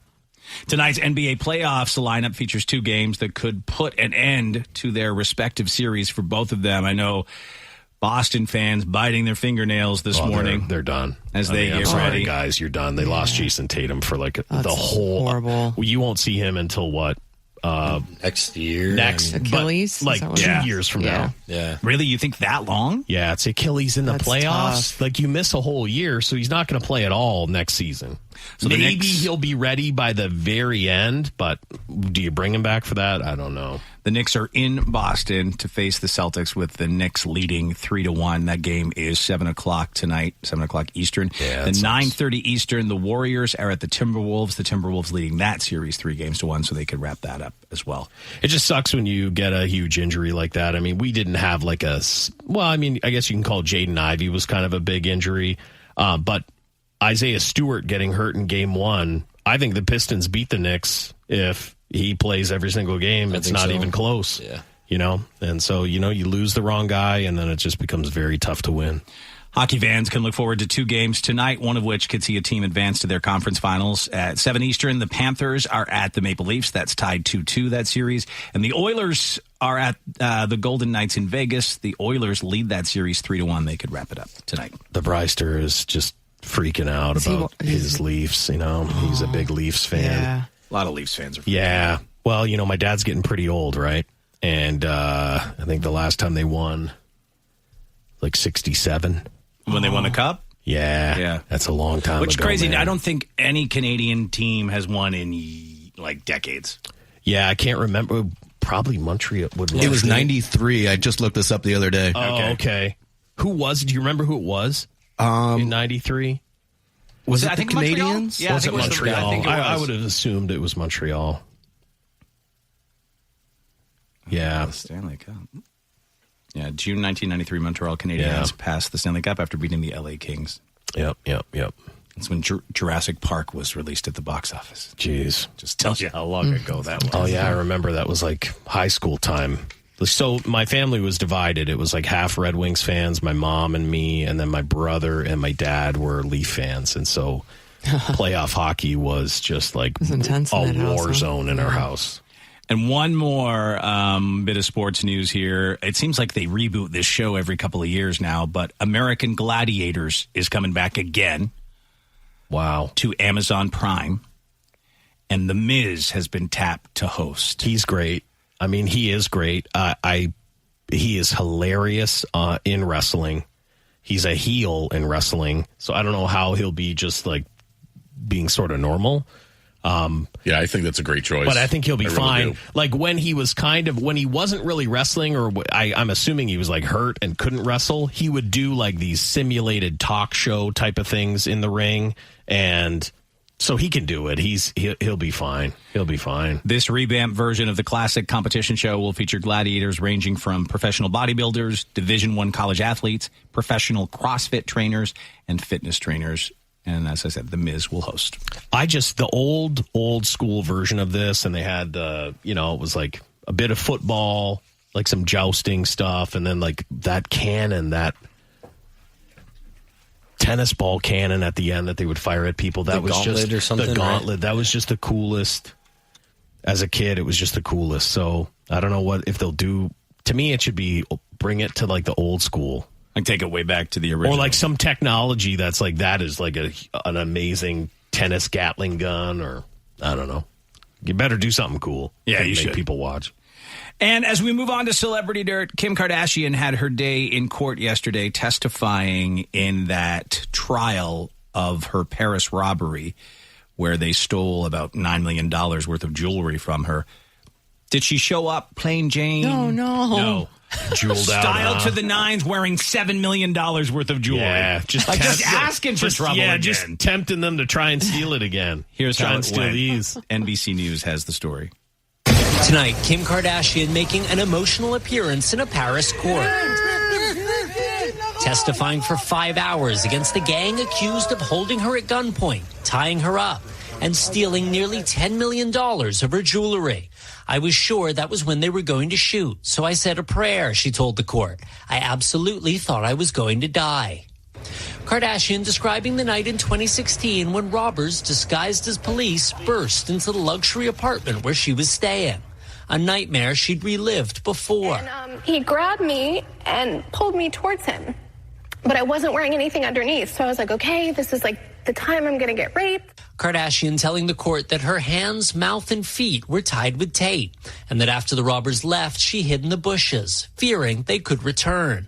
Saying, I didn't know what was in their minds, so I was not going to take any chances. After today's hearing, her lawyers addressing the media. What was it like for your client after nearly 9 years to come face to face with the people who allegedly put her through this? It was a heroic effort on her part. Obviously, she testified this was a devastating experience for her. It fundamentally changed the arc of her life. The 10 defendants nicknamed the Grandpa Gang because many of them are in their 60s and 70s. Oh, man. In the French criminal justice system, defendants don't plead guilty or not guilty the way they do in the U.S. But some have admitted responsibility, including Omar 8 Kadesh, known as Old Omar. The 69-year-old, now deaf and mute, wrote a letter of apology, which was read aloud in court. Kardashian tearing up as she offered her forgiveness, but said his actions had changed her life forever. And Raf Sanchez joins us now from Paris. Raf, Kim also described what she says are the long-term impacts this robbery has had on her life. What did she say in regards to that? She basically said this robbery changed everything, Allison. For starters, she used to post on social media in real time where she was, what kind of jewelry she was wearing. She says she believes this armed gang used those social media posts to track her down. So she says she doesn't do that anymore. And in terms of security, she used to have maybe one bodyguard for her entire family party when she was traveling. That was the situation in 2016. She and her sister Kourtney were sharing a bodyguard. That bodyguard was out with Kourtney while Kardashian was on her own at the apartment. She says now their family doesn't go anywhere without multiple bodyguards, and that even for a family as wealthy as theirs, that is a pretty substantial financial burden. I'm sure it is, but I mean, you've got what, two billionaires in the family, if not three. It's worth it. For them, extra security. you have to do and I it. feel like the jewels for court was big F you. That's what I really think it was. Yeah. That's what I think it was. You're not going to stop me. Yeah. Nope. Kind of thing. Yeah. But it is 9 years ago.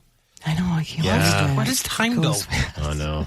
That was like a couple of weeks. A couple of weeks ago. Yeah. It is crazy. Well, no, when you think about it, so 9 years ago, was she married to Kanye then or not married to Kanye? So. I think so. I think she was still married to him. Because, like, you got to remember, it's like she's had a whole thing with that and kids and then, time. It just goes. Yeah, it does. All right, we're hearing more come out of the Sean Diddy Combs trial this morning, too. During the second day of evidence, his former partner, Cassie, who is currently 8 months pregnant, spent about 6 hours on the witness stand, and Sky News has that. When Cassie Ventura met Sean Diddy Combs, she was 19, an emerging star with a hit song and a 10-album deal. She never released another album, telling a court her job instead became satisfying Combs's every sexual desire. How is Cassie feeling today? Are you proud of her for testifying? Cassie's husband, Alex, was in court to hear his wife testify about her. That's got to be tough. That's tough, yeah. Hearing all the things that That's they got insane, up man. to. I'm sure that they've discussed it before this. Okay, I can understand discussing it, but there's The details. probably some stuff that No, they're my going to... wife was peed on. Oh, like all sorts of stuff. Like all, Jesus, that would be is a tough day. Like, that's a dude who's like, I'm here for you. Yeah. Because Her previous I'm life going to hear in some graphic stuff. detail. The jury heard that Combs forced her to partake in drug-fueled sex parties with male prostitutes. He called them freak-offs. The freak-offs became a job, she testified, staying out for days on end, taking drugs and drinking, having sex with a stranger. The longest one was 4 days, more including recovering from the drugs and dehydration. Cassie is 8.5 months pregnant with her third child. Combs's defence lawyer requested that she be prevented from walking to the stand in front of the jury. They might be emotionally swayed by her condition, he argued. Wow. The request was denied. Cassie Ventura cried on the stand, wiping away tears, as she alleged that Sean Combs controlled every aspect of her life, from what she wore to who she spoke to. The threat of violence in their relationship was constant, she said. Mum, are you still convinced of your son's innocence? Combs's family are in court again. How did you feel hearing that testimony? 6 of his 7 children present to hear claims about his obsession with using baby oil, including forcing Cassie into a blow-up pool filled with it. Ooh. Lisa Bloom represents an alleged victim of Combs. I can't imagine being his family, his mother, his children, and hearing these really graphic details about his sex life, but that's what this trial is about. Real quick. Cassie sobbed as she recalled feeling humiliated by the alleged abuse. The prosecution is relying on her to build a case against Combs as a sex trafficker and racketeer, charges he denies. Her testimony continues. Martha Kellner, Sky News, New York. I couldn't be in that courtroom as a family member and listen to that. Oh, my goodness. No. I'm surprised they're all there. Yeah, I think the daughters walked out, didn't they? Did oh, they? yeah. During the details? Yes. When, more, okay. Filthy testimony happened. Yeah, you don't need to know stuff about your dad. My goodness. My God. I mean, I'm sure it's hard to avoid, right? It's everywhere. Yes. But you don't want to hear it in person. 6 hours on the stand? Yeah, and then more today. Yeah. Yeah. I think she's their main witness, right? And testifying about what she was put through. Craziness. All right, another courtroom story to tell you about here. The Menendez brothers have officially been resentenced, which means they are now eligible for parole. The family, very excited about that. Here's that from ABC7. You have brought hope to this family that we didn't see coming. Anna Maria Barral thanked the defense team and choked up, just as she did on the stand, successfully pleading with the judge to release her cousins, Eric and Lyle Menendez, who have more hope now than ever before. Ultimately, we are here today with this result because of Eric and Lyle, because they chose to live their lives with clarity, and a purpose of service that the judge was impressed by. Initially sentenced to life without the possibility of parole for the 1989 murders of their parents, the Menendez brothers, 18 and 21 at the time, were resentenced Tuesday by Judge Michael Jessic to 50 years to life in prison.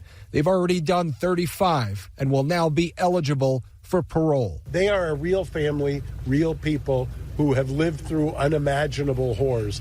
And I'm hopeful and glad that horrors. Yeah, you didn't really enunciate that. You did not. We've lived through unimaginable horrors. Wow.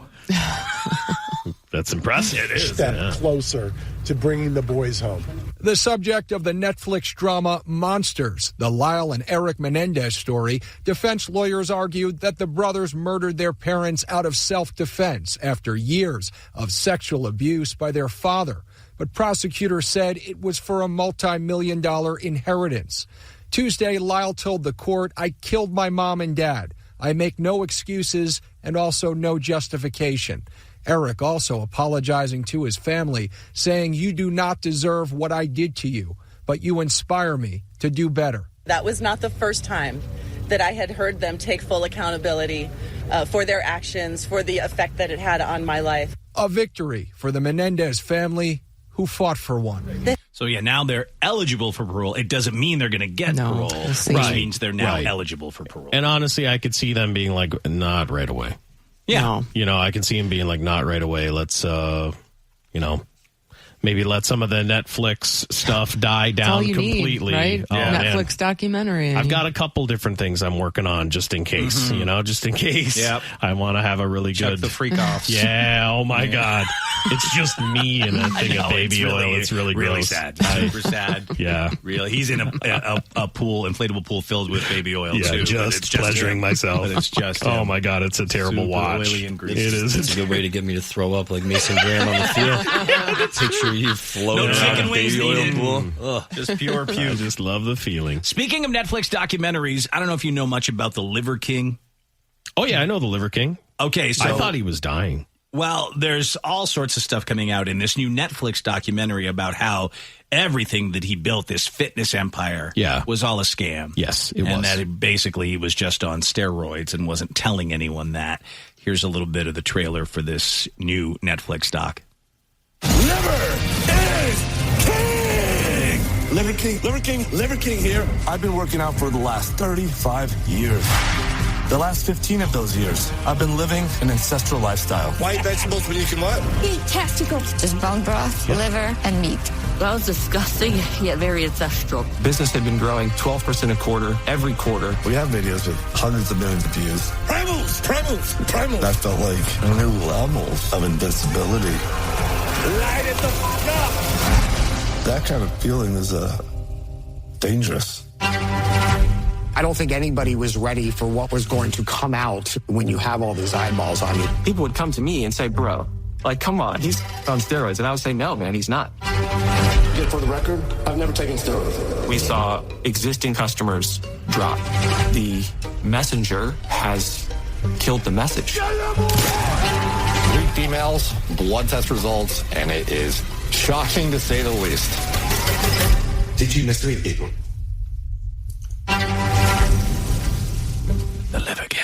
No, I remember seeing his videos way back in the day because he's one of those guys who would just take a piece of raw meat and just start eating it, and he would be like, this is what I'm eating today, these eyeballs and all these different things. And it didn't inspire me to get in shape. Or take his... Or do any of that stuff. You or buy his didn't go on his supplements. testicle diet? No, I did not. I did not. I mean, there was a little bit of that, but no, I did not. And I remember when it fell, he had gone through some stuff, though. Like, there was, like, a time he was wearing, like, an eye patch. I thought he had lost an eye. Like, there was only little bits and pieces of his life after everything fell apart that I ever saw. So, like, to see him there, both eyes and looking fine, I'm like, oh, okay, so none of that was... It was just all fake. It was all just sort of overblown or whatever, but... Yeah, just be careful of the influencers you see. Yeah, right? I've never heard of the Liver King. Well, he's probably wouldn't have come up in your... He didn't come up in my feed. You don't want a lot of guys eating testicles, probably don't see it. Nope. But it was an empire that he built, and it just kind of crumbled. Yeah. Well, there is an actor who got a nasty yeast infection in his nose in a very weird way. I bet he came up with a weird... You wouldn't believe it, guys, how it happened. Jesse Tyler Ferguson, a fellow ginger like Jason, who was on the show Modern Family. Okay. He says that he had to do cocaine on stage for a play he was in. Yeah. And he wanted to make it very realistic. That's nice. So he got some real cocaine? So he got powdered milk. Oh, geez. The prop guy said that's probably the best thing you can get to look like cocaine. So every night he would snort so much powdered milk to the point where he got an incredibly horrible nasal yeast infection. That's gross. That is gross. That's gross. I don't know what they use. I thought it was something different. Yeah, what do they use in movies? It's something else, isn't it? Is it cornstarch? Calcium? Is it calcium? I've heard vitamin B sometimes. I think Jonah Hill was talking about doing Wolf of Wall Street, and he actually got kind of hyped up because they used vitamin B or something like that. Oh, well, like, I'll give you a boost. Yeah. I mean, you can't do unlimited amounts of it. Vitamin B powder is one of them. Vitamin D powder or powdered lactose. So that's what he used. Oh, okay. That's what he did. Powdered milk. But I mean, maybe because for a movie scene, they're doing it a couple of times. He was doing it every night on stage, right? Yeah, that's tough. So he learned he just had to then pretend to snort. The other thing is on stage, you probably could have just made it look like you did it. And none of us would have been upset. Know. None of us, like, I'm in the last row. I'm like, did he snort that line? That's not real. Prove it! Yeah. I don't believe this. I don't believe this play I'm at. Well, come on, you don't make yourself sick. It is hard to believe that at 58 years old, Selma Hayek looks this good still. Oh, it's almost criminal. I'm sure, yeah. You can see what I'm talking about at daveandchuckthefreak.com. She is, for the first time ever, going to be on the cover of the Sports Illustrated Swimsuit Issue at 58 years old. Damn. Pretty damn amazing. Here's her Let's talking watch about a long form video. Yeah, don't you worry. We will. Okay. Here we go. Okay. I think it's really remarkable to be past 50 and still be able to feel sexy and not be self-conscious of your body. Like you have to hide. You'd never know by the looks of this, but Selma Hayek Pinot wasn't feeling confident for her Sports Illustrated cover debut on stands May 17th. She tried on over 100 swimsuits and even tried to back out. My type of body has a really hard time getting into Vegas. And I know that many women that are listening to this know what I mean. If somebody had told me I was going to be in it at 58...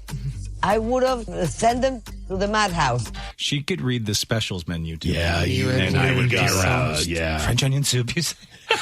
She is your ex-girlfriend. Yeah, exactly. I mean, she's still back there somewhere. Also, tell me all your specials. Halle Berry, and she's feeling fire. Sharing this. Well, we talked about her today with her loop. Yeah, she looks great.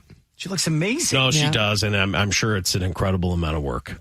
Yeah, like and these, good genes. Right? Yeah, those things. But it's tough. And a lot of money to be able to pay for things to keep yourself healthy, trainers and stuff. I mean, when you don't have to work, it becomes much simpler to devote. But also, you could also just eat cupcakes all day.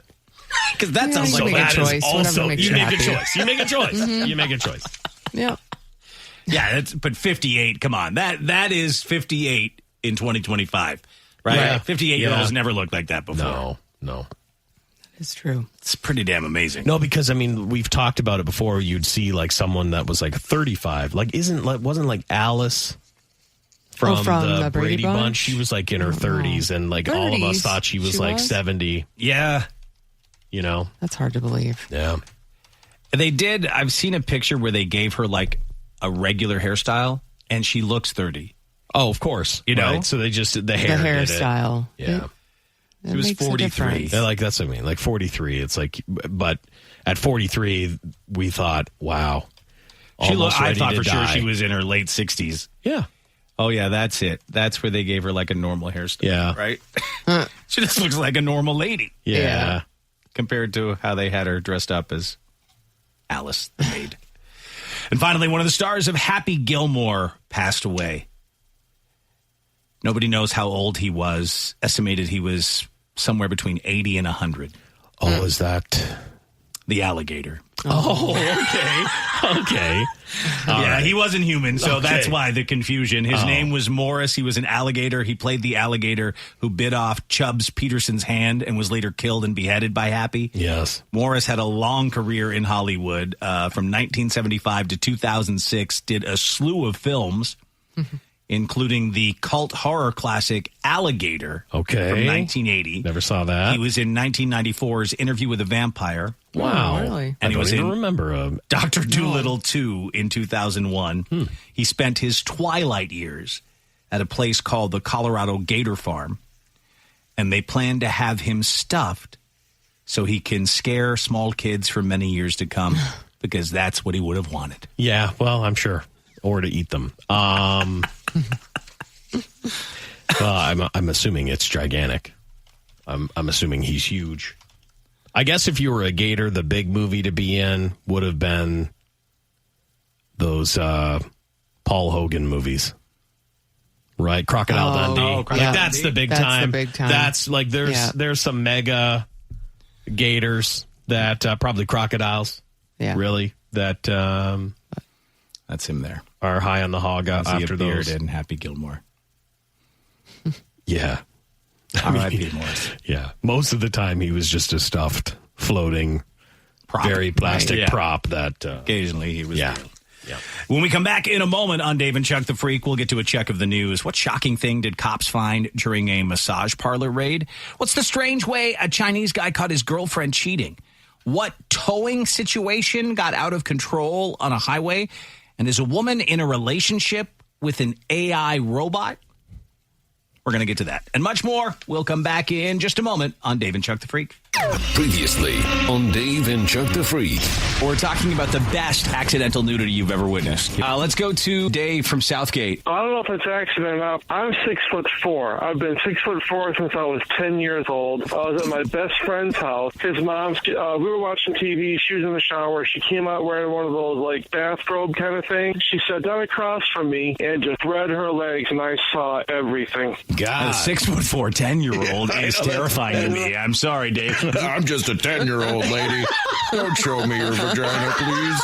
I really appreciate it. It's quite a nice one you got there, but I'm only 12 right now. I don't even understand my body. Yeah. Got any fruit roll-up? I was just up here trying to get a juice box. It's really all I wanted. And then instead I got to see your box. A bit different. It's Dave and Chuck the Freak.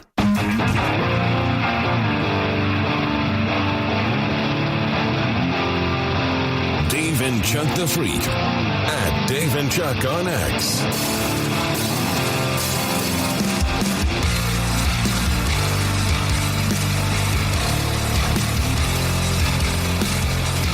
Hi there, back here on this Wednesday. It is May 14th, and kind of repeating this morning for those of you that have missed out. Unfortunately, Andy Green has decided to step away from the show. He is dealing with some personal issues and met with us after the show yesterday and said that he didn't really feel like doing comedy right now, so he is stepping away. And, of course, we understand. We wish him the best. There's unfortunately not much we can do about the situation, and there's not much more we can say about the situation. Yeah. That's all we know. We know as much as you know. And we just wanted to keep you up to date and let you know what was going on, because I'm sure, you tune in and wonder what's going on. As we move on now, we got to get to a check of the news next. What's the strange way a Chinese guy caught his girlfriend cheating? What towing situation got out of control on a highway? What's a hobby that's an instant red flag? Come on. No. No. And douchebag of the day on the way. But first, we'll start with this. Cool up. Dave and Chuck the Freak's Pervert of the Day. If you don't think there's money in hand jobs, you're wrong. You are wrong. I mean, you are so wrong. Little bits of money. Yeah, it's more about how many hand jobs can you get. Wait a minute, there is? What am I doing here? Yeah, there you go. I know. Those supple hands. Side hustle. If you've ever wondered how much cash can be crammed inside a teddy bear, this could shock you. Authorities in New Jersey raided a rub and tug the other day. Big success. Okay. How much do you think in cash they had on hand from all the rubbing and tugging? Oh, God. I don't... I mean, is it... It could be anything because we don't know how long they're in business. I'm going to say, did they have 100,000? That's a lot. I know that's a lot. I know that's saying 10,000. That's a large swing between 50? The two of us. Let's go 50. You going to go somewhere in the middle? No, okay. I don't know. Okay. Can't be. Maybe I'll bring mine down a bit. 100,000's a lot. I don't know. Okay, 50. I'll say 50. Lisa's going 10. What's the area? Did you say? This is in New Jersey. 42,000. 750,000. Oh my God! I'm jerking dudes off right now. Get to jerking. Oh my God! Lotion up those hands, yeah. He can get 3 outdoor grills for that. Oh my God! I'm spitting on my hands. How many as we clocks? speak. How many clocks? Oh, now you're talking my language. Clocks. Oh my God! I'm like, wow. What's I don't know the how many clocks to do. for? Or no, Clocks for rocks for time. clocks. Yes, is a great distance. Yeah, it is. Rocks for clocks. Yeah, Rocks but for it would be clocks. the other, you Right. know. Like rocks off. Yeah. No, rhymes with like- rock. Like, yeah, I see what you're saying. You know. Andy, no. Albex, Yeah. you know. Yeah. Rocks Good for one. clocks. Yes. What is the world's most expensive clock? I don't even know. Like the death clock, maybe? Oh, yeah, you're probably right. I don't think you get your hands on that one. No. But like the most expensive... We went from hand Grand. jobs to clocks. Well, thank God. Always. 6.8 million. Oh! The Duc d'Orleans Breguet Sympathetic Clock. How much? Yeah, he knows that. Okay, so we thought the Chiefs-a-holic guy was crazy for robbing banks to fund go. his thing. Yeah. This is worse. This would be crazier if Al started jerking to afford this $6.8 million clock, right? Yeah, that would be. That'd be crazier. That would be He crazier. walks into the rub and tug. All right, Yeah. boys. Gotta get that clock. Got to get that clock. Wearing my Crocs. Yeah. Oh, my God. You got a Stroking. lot of... Right. Yeah. Well, Never heard But Al say you- stroking. that's a lot of Do you think that dongs. money is all from that? There has to be something else Well, going on. I'm sure they're offering full services. But Yeah, still, even prostitution. You think that maybe they're hiding some drug money or is something in there? happening. New Jersey. Like a don't front. know. Maybe it's a front for Here's something else. another crazy part of the story. So $750,000 was recovered. $600,000 of that was sewn inside one of those giant teddy bears you get at Costco.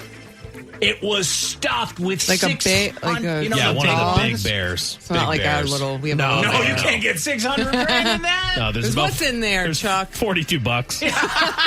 Chuck's rainy day $42. fund. It's like if I have to pay Lisa back for something. Yeah, or he needs a blizzard on the way Yeah, home. that's He true, gets too. into the Let me get teddy it out of bear. the teddy bear. just, yeah. Are you kidding? That'd be rated years I know. ago. He never would leave anything in That's there. true.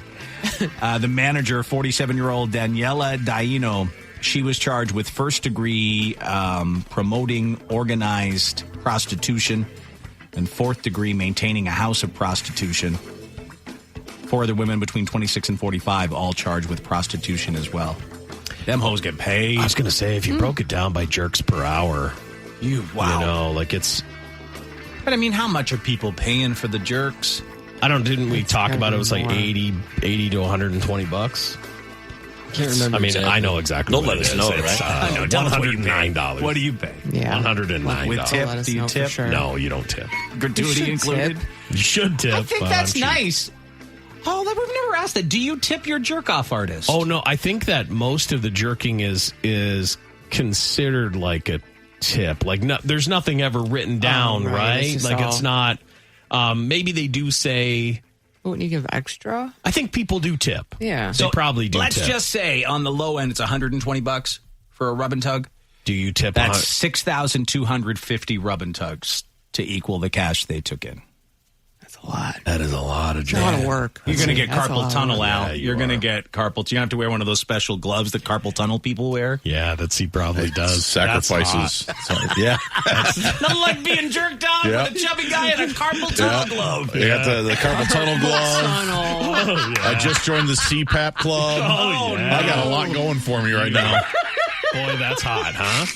Look at that. Yeah. Ooh, that would chafe. You got to be careful. I think you'd want the full-on he'd have to put a glove over top of it. Which I do recommend anyway. You don't want to, Oh, yeah. He doesn't want dongs on his glove. Yeah, I would wear. Like Luke Skywalker. He just has one mechanized hand under there. Yeah, he just wants one glove, rubber, I recommend. And, Yeah. That's good to have a plan. The double gloves. Yeah, it is nice. They can't wear those. That's the most unsexiest jerk off you'll ever have. The person has to put on their carpal tunnel gloves. I got to set the mood first. Right. Yeah. Al is fine. But if I went to a rub and tug and then Al walked in and I thought I was at least going to get a 70-year-old Asian lady, I would be like, what's going on here? Well, okay, do it. Oh, that's the owner who's there. that? Oh, my goodness. Let me see her. Yeeks. Wow, you know what? Though? I think I'd rather have Al do it. Than I. Okay. Not me, but I don't know. I'm not saying I'm not bad mouthing you. Al, get in here. I'm on my way. Ready to go. It's race time. I'll bill you. Oh, was that the place? Yeah, that's the place. Okay. Bliss. I'll be honest, though. I mean, That's different. I know it looks fancier than what I would have thought. Well, fancy's a bit. Fancy's a stretch. It's still in a strip mall, but I mean, it looks like it has maybe sliding glass doors or something there. No, it's just like a little alcove entrance. Oh, okay. You're really overstating how this place looks. I think it looks gorgeous. And there is, Daniela. Yeah, man. She But looks she's tough. thing is, she's probably just the muscle. Yeah, she's she looks probably like the making muscle. other people She's not jerk the- you. Yeah. She's like, get in there, jerk him. Al. Said Al will lose weight and have one massive arm. Yeah. I've tried a lot of other things to lose weight, so I haven't done that yet. Imagine it work like a charm. He'd become an influencer. I would, yeah. This guy said, in Florida here, I can get one for $25. Oh, wow. What do that they is- look like? If you're getting a $25 rub and tug, how gross is she? She looks like me. I mean, Al with a wig. yeah. I don't know. When you put your number down in the text, you have to put the description. Yeah, you can't just say, You I get it just for can't say, $25 here in Florida. You got to tell us how do they look. Right, like is that like you found someone who's Like outside the 7-Eleven? Yes, exactly. Or is it a legitimate massage part? Well, a legitimate rub and tug. Because I'm assuming that the rub and tug cost, because you're inside and it's hidden and, that you pay a little bit more of a premium. Someone texted in a good Star Wars type name for Al. Oh. And his new side hustle, Lube Guy Whacker. That's got a good ring to it. I'm gonna get my God. I gotta get that monogrammed pretty good. somewhere. Lube. And that's not Vader you're hearing. Am your father. That's Al. Yeah, that's the sound of me jerking a man. And he's like, no! You got to call him daddy, not father. No, it's not true. I am not your daddy.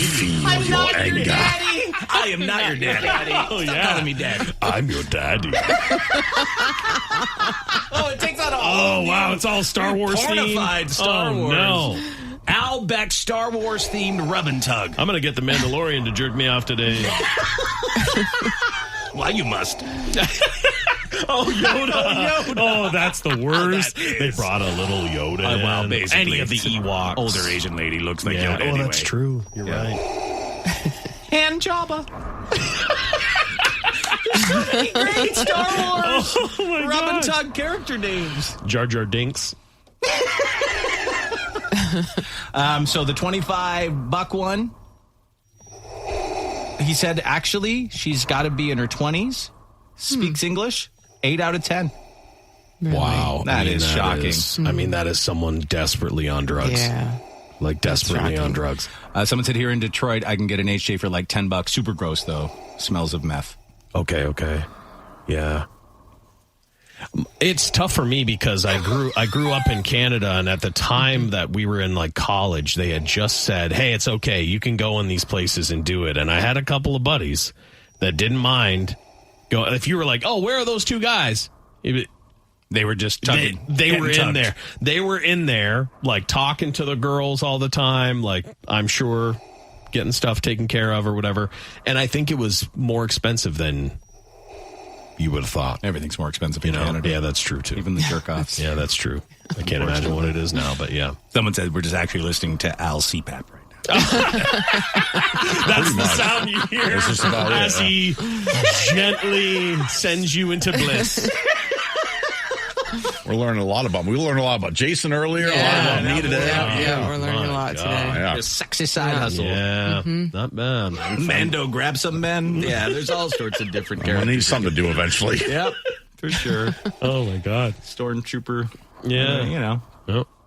Lots of different things. I like it. But good luck to you, Al. I hope you make some... Thanks. Thank you for the well that wishes. multi-million-dollar clock. Oh, my God, yeah. You just have to work a few years for it. And then he's fine, making $750. You got to set a goal. Oh, you don't want to be this character, though. Blow me Juan Kenobi. You do not want to be him. You'll have to start upgrading if you want to get there. Yeah, that's true. That's more money. That's more money. Man, he keeps his calendar up to date, too. He crosses off every day. Yeah. Yeah, he's organized. You better get your jerk calendar, man. Oh. You're going to need like $1 million to get there. Yeah, he's got to fill those appointments. Yeah, he'll Cross know off every exactly how many blows or jerks he needs to do.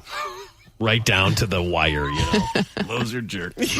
I can't wait for my wife to listen to this podcast. Yeah, no, I'm sure she'll love it. Either. She'll love it. I can't either. All right, this is... Stop the CPAP. Stop that. It's distracting. This is a crazy tow, I guess it was. I don't know if these people were trying to save money, but an SUV was towing a car behind it, and it was flying all over the road. Like, it was not a good thing to do. And then when they stopped, there was a fight. KHOU TV has the story. Near the 610 loop, witnesses like Ken Collins could only watch and listen. Like he was like losing control, from the tires and the tire. I heard when the tire blew out, and that's basically just lots of swerving, Yeah. Other people watching from their office capturing this video. Until I seen it last night on Instagram that they was pulling the car from their back. Swinging back and forth across the 610 loop lanes near the Ella Boulevard exit. Collins says he watched the cars come to a stop on the feeder road and says a man then got out of the blue car. Oh, yeah. What do you think when you're seeing all this play out? I mean, it was crazy. I thought they were finna fight. I thought he was finna jump on the driver and hit him. But like I said, the car didn't hit him. The car was pulling him. So he was yelling at the lady. He hit his hood.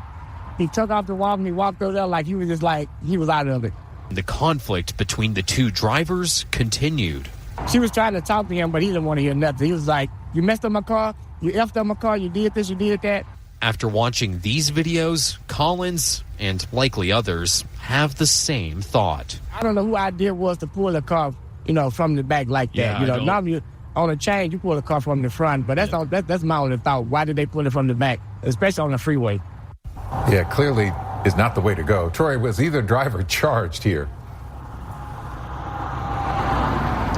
Yeah, Len. Well, HPD tells us that neither driver was given a citation for this incident so far. However, in a twist, the man in the blue car was arrested on an out-of-state warrant. Yeah, I would have thought that, too. Yeah. If you're getting your buddy to tow you behind the car. I've seen it here, probably twice. You have? Yeah, never seen that. Just with rope. Oh. There was someone who had looped a one piece of rope many, many times around their back bumper or frame to the front of another car, and there was obviously a person in the front in the pull car and then one in the back, and they had to sort of time it right, because when the one guy would hit the brakes, then you'd have to hit the brakes in the rear car so that you didn't ram them, because there was only about 3 feet of rope in between the dragging of the car. You can't do that. Just pay for a tow. No, and I was like, how far are you going? Probably no money to pay for a tow, right? No, but also I think if the cops see you doing that, they're gonna pull you over. So crazy. Yeah, it's been a wild. Someone said it's illegal to pull your car in Texas because of this kind of stupidity. Yeah. I just thought it would be illegal to pull a car like that. The rope can snap and then hit somebody and do damage to them, so don't do that. No. Pay for a tow. That's the way to go. Just leave it. Just abandon it. It's the streets now. By the way, I'm thinking of getting this outfit. I'm thinking of getting a black turban with an Ace of Spades shirt. Dude, if you want to look cool. I think I might try it. If you need the chain, too. And the chain. Yeah. I'm surprised you haven't had to dress like that every once in a while. No turbans for me. I mean, that's pretty stylish. I'm tall enough. I don't need to add a turban on top of this head. Yeah, that's true. You did everything. Oh, my God, yeah. Thankfully, no turbans involved. Oh, Nope. yeah. There was considered a headpiece for our wedding. Is that round one with you wear it? I did not. Stuff goes down it? I gave in to the curly, pointy shoes, but I did not give in to the surprising. headdress. Man, you should have done. You look like a sultan. Yeah. It's amazing. He was like a half sultan. My buddy, the Bangladeshi wedding I went to, he had one of those. Oh, see? It was amazing. Can you imagine? Oh, Dave, I would Can love to see you you in imagine that. me in something like this? I can. I love it. Yes, I can. No. And It was this like intricate too, like craziness. No, I mean honestly, they wanted me to have like something here, like like a little, little dot you up a little bit. yeah, like but it's like a jewel. Oh wow, like an infinity stone. Yeah, my own infinity stone. Yeah. Holy cow! You know I wouldn't have been able to help it. No, my God, I would have had to share it. no, that's why to our like American Canadian reception, I was just in a tuxedo. Yeah, you didn't. But at our Indian gathering, I was in. Well, I remember you talking, and you were like, "Man, I've had to like say no to a lot of stuff." You know, because those weddings can get wild. Like, they could want you to come in on an elephant. That's tradition. Yes. Oh. No, that is tradition. At the ceremony, you come in on an elephant. I want to be there at your wedding with you on an elephant. Yeah. Amber's talking about renewing our vows for our 25th, and I'm saying a hard no. Yeah, no, really? Yeah. How often do you get to wear like a sultan cap? Never, and for good reason. Ride an elephant? It's amazing. You have to wear the shoes another time too, right? Yeah, for that Indian wedding reception. The pointy-toed, the curly-toed you had to get shoes. gas in those. Yep. I had to get gas in those. I did. And I will say they were the most uncomfortable footwear I have ever worn in my life. Sure. Like they were hand-cobbled. No joke. They don't sell them in size 14. Didn't you have to go through a drive-thru too or something? Yeah, Wendy's, because it was so late waiting on everything to start. Yep. I wore them twice in my life. If you would have had the cap and the jewel too, you had to go through Wendy's. Yeah, can I get a Dave's double? Yeah. Oh my God. I mean, honestly, that is the one thing that's missing out of my life. Mine too. Is that someone has not sold Dave down a river and sent in my photo. family is all. They have not. They have been warned. They've not. They will be cut off. From any future we'll family never see outings. Yeah, you must have laid down the jihad or something to them, and they are terrified. Terrified. Yeah. One step too far there. Yeah, a little too much. It happens. It happens. But just choking to death. Yeah. All right. He's finding this. Jihad. But I could not. Oh my God! Can I be honest? I think that turban is less high than these hats. Like these hats. That's what I thought. I thought there was stuff that came down. That's a different religion, sweet. I think. Oh, okay. Yeah. Yeah, because that's pretty sweet. Well, it's kind of like an Orville Yeah, Peck. yeah. It's a little bit like an Orville Peck look. Yep, it is. You're right. That's Like- probably why I like it. You know? No, it's Like a little mystery. It's you got a little bit of mysterious, mystery. yeah. Gold. Like, Love it. Fine, I'll wear one, Chuck, if you wear this. Oh, my God. Well, you'll be a different kind of Indian. Can I don't think we can do that. Can I tell you, my lack of Native American I don't think family that'll history fly. would lead to a lot of Lisa, trouble. that would have been me on the elephant. Oh. That's exactly. The guy comes in on the elephant. Yeah, that's what I thought. I would have he's been there's a laughing horse so there. hard. I'd be on the ground. I'd be in tears. And your family would be offended. I'd have such an angry look on my face. Get me off this I would die. elephant! We couldn't have been there. There's no way. No You way. would have been howling. No. The way that you laughed when that man kissed me, Exactly. It would be even worse, but yes. And let me clear something. He didn't kiss me. He tried to kiss me. He tried to kiss me. When that guy tongued you, she laughed so hard. Oh, my God. Stop. It was the hardest I've seen Lisa laugh. Me too. The hardest. I couldn't even talk to her. I didn't know what I she was almost saying. wish the guy would come in every once in a while and try and kiss me. Just to make her just to laugh. get her laughing like that. I laugh. Oh, Yeah. my God. It was the whole situation. It Whoever was. would have thought a man would just lean in to kiss you at an event and No one. seriously, like, wanted to make out with you. It's very shocking. Thought and was shocked that you said no. I know. Like, just assumed you were full-on gay. Yeah, but even if I was full-on gay, still, I would have hoped that my standards were a Your little, lover would be upset. like I would want a hotter lover. We've been meeting people for a long time, and that's have. never happened. No, yeah. No, I mean, we've had our asses grabbed in different things. People have tried to grab Not my by crotch. a guy. Not by a guy. No. Always by women. And, yeah, I got to see what it's like, unfortunately, for women. Chuck 2. And some gay men. The Chuck 2 movement. Chuck 2 That's when movement. it started. Yeah. When an unattractive man leans in for a kiss on you, and it is panic. Oh, you're crushing him right now. It is He called him panic. unattractive. He was not attractive. And then we found out he was fingering his balls through our whole show. He was. And he shook our hands. And then he shook all of our hands. There that night. Yeah. So, Life with the David Chuck the Freak Show. That's what times this right now, is. just thinking about it. Yeah. Not going to help you. Oh, no, it's too late. How many times did I scratch my face? Oh, no. Yeah. Or lick that sauce off your finger. Yeah. Oh, man. No good. All right, Lisa, talk Yes. about a worse nightmare. A woman, first of all, she had to go in to a porta-john. Okay, that's terrible. Bad Right enough. up the top. Yep. While she's in there, the crew came to pick them up. No. Doesn't realize she's No. doing her business inside one, picks her up inside, puts her on the truck, and goes. No, she was screaming, right? She had to be Yes. screaming, and they didn't hear her. It's loud. The woman was stuck inside a portable toilet before it was accidentally lifted onto the back of a truck and then drove away. Guys, when it's bouncing around in there, I mean, you're going to get So the blues nasty. coming up, right? The blues not staying Oh, down. absolutely. So they don't clean it out before they. I think they No, take it to a they take place it and then clean it? and then if clean they're them. staying, I think they can bring a big Yeah. sucking machine. Yeah. But if they're not staying there, they take them and then I clean hate them these when things. I really do. they. Yeah, no, they're bad. So that's not her great. being loaded onto this truck, and Oh she's my God! inside Like there. a forklift came and got her. Yeah. How did these guys not realize she was in there? Maybe it's so noisy if the truck was running too. I don't know. She at one point could be seen scrambling out of the porta-john after the truck came to a stop and walking away after her unintentional road trip. This all unfolded in Hebei province near Beijing. Oh.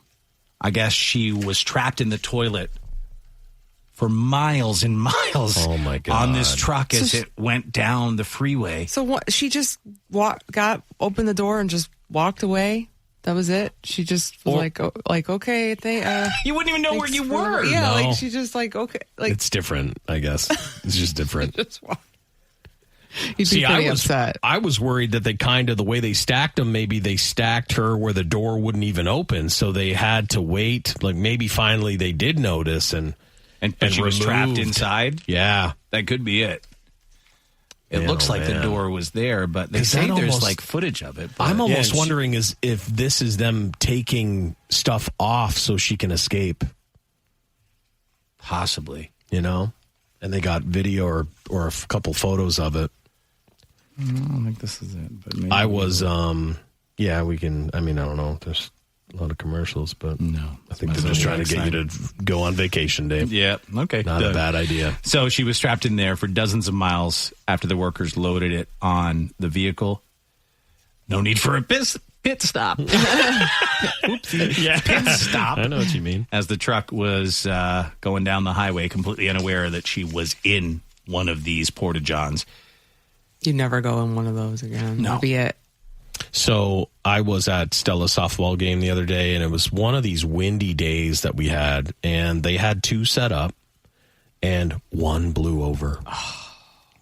And it had stuff in it. It wasn't so the stuff just wasn't heavy enough to prevent it, or it was maybe not on perfectly flat ground, but it fell right forward. And I was like, that's disgusting. That's disgusting. That is. You know, imagine if like they parked the truck and left, and she, like you said, the door was blocked and she's stuck in there for days. I think you're dead. I mean, those things get so hot in there. You'd be, oh my God, faced with the, am I going to dehydrate? Would you go through the No. blue? Or drink What a the way to blue? go. Into the Or blue? drink the No, blue? You can't drink the blue. It's chemicals into the blue. It takes on a whole new meaning. I'm dead. Into the blue. Oh. Yeah, at it. least it'd be dead. Yeah, I'm not Yeah, doing you that. just, I find something that's sharp and I just start hacking away at myself. Well, I think, listen, to me, I think you could probably like kick the roof out or something. I was going to say, or I think if you tried hard enough, you could break part of it. Maybe It's still plastic. I'd try to pulverize it. Yeah, I would. Figure out some You way gotta to get out have of there. a phone or your watch. That's why I have this thing. Oh, You never that's- know. In case you're stuck in a porta-john. That's it. Help, Lenny! Help, Lenny! Can I be honest? That's the best reason for me to go get one that actually I've never thought Why'd of you it. get that watch? Oh, well, Lisa convinced me after a porta potty talk. And I realized, oh, man, yeah, she's right. Apple Watch. She's right. Yep. Well, I do think that your phone can fall or fail you or whatever, but then that watch is at least strapped to you, you know?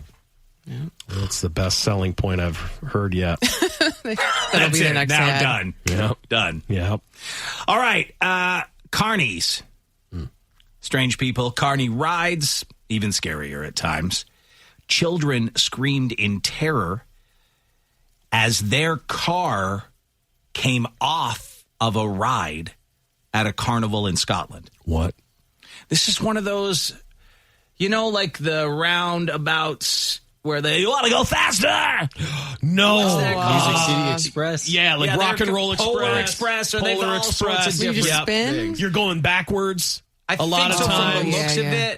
it looks like it's that kind of ride. Oh, my God, that guy. That's always the most on coke carny. Do you want to go faster? That guy is high as hell. Where we're going It's always Aerosmith. It is, It's yeah. always Always. Aerosmith. Oh, my God. So the dad... It is. Every You know, I time. think it's those rides where I hated riding those with my kids because I didn't want to slam into them, right? Yes. You know, you're kind of pushed into them and it's horrible. But so the dad went in his own car behind them, and the three kids that are 13, 12, and 7 went in front, and then it completely came off the track. Man, you should be just dead. But thankfully kind of stayed in the corral. Oh, okay. And they didn't fly out into the carnival, which is good. But here's how it played out here.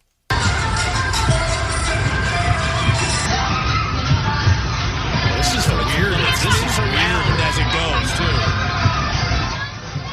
The kids were taping the whole thing.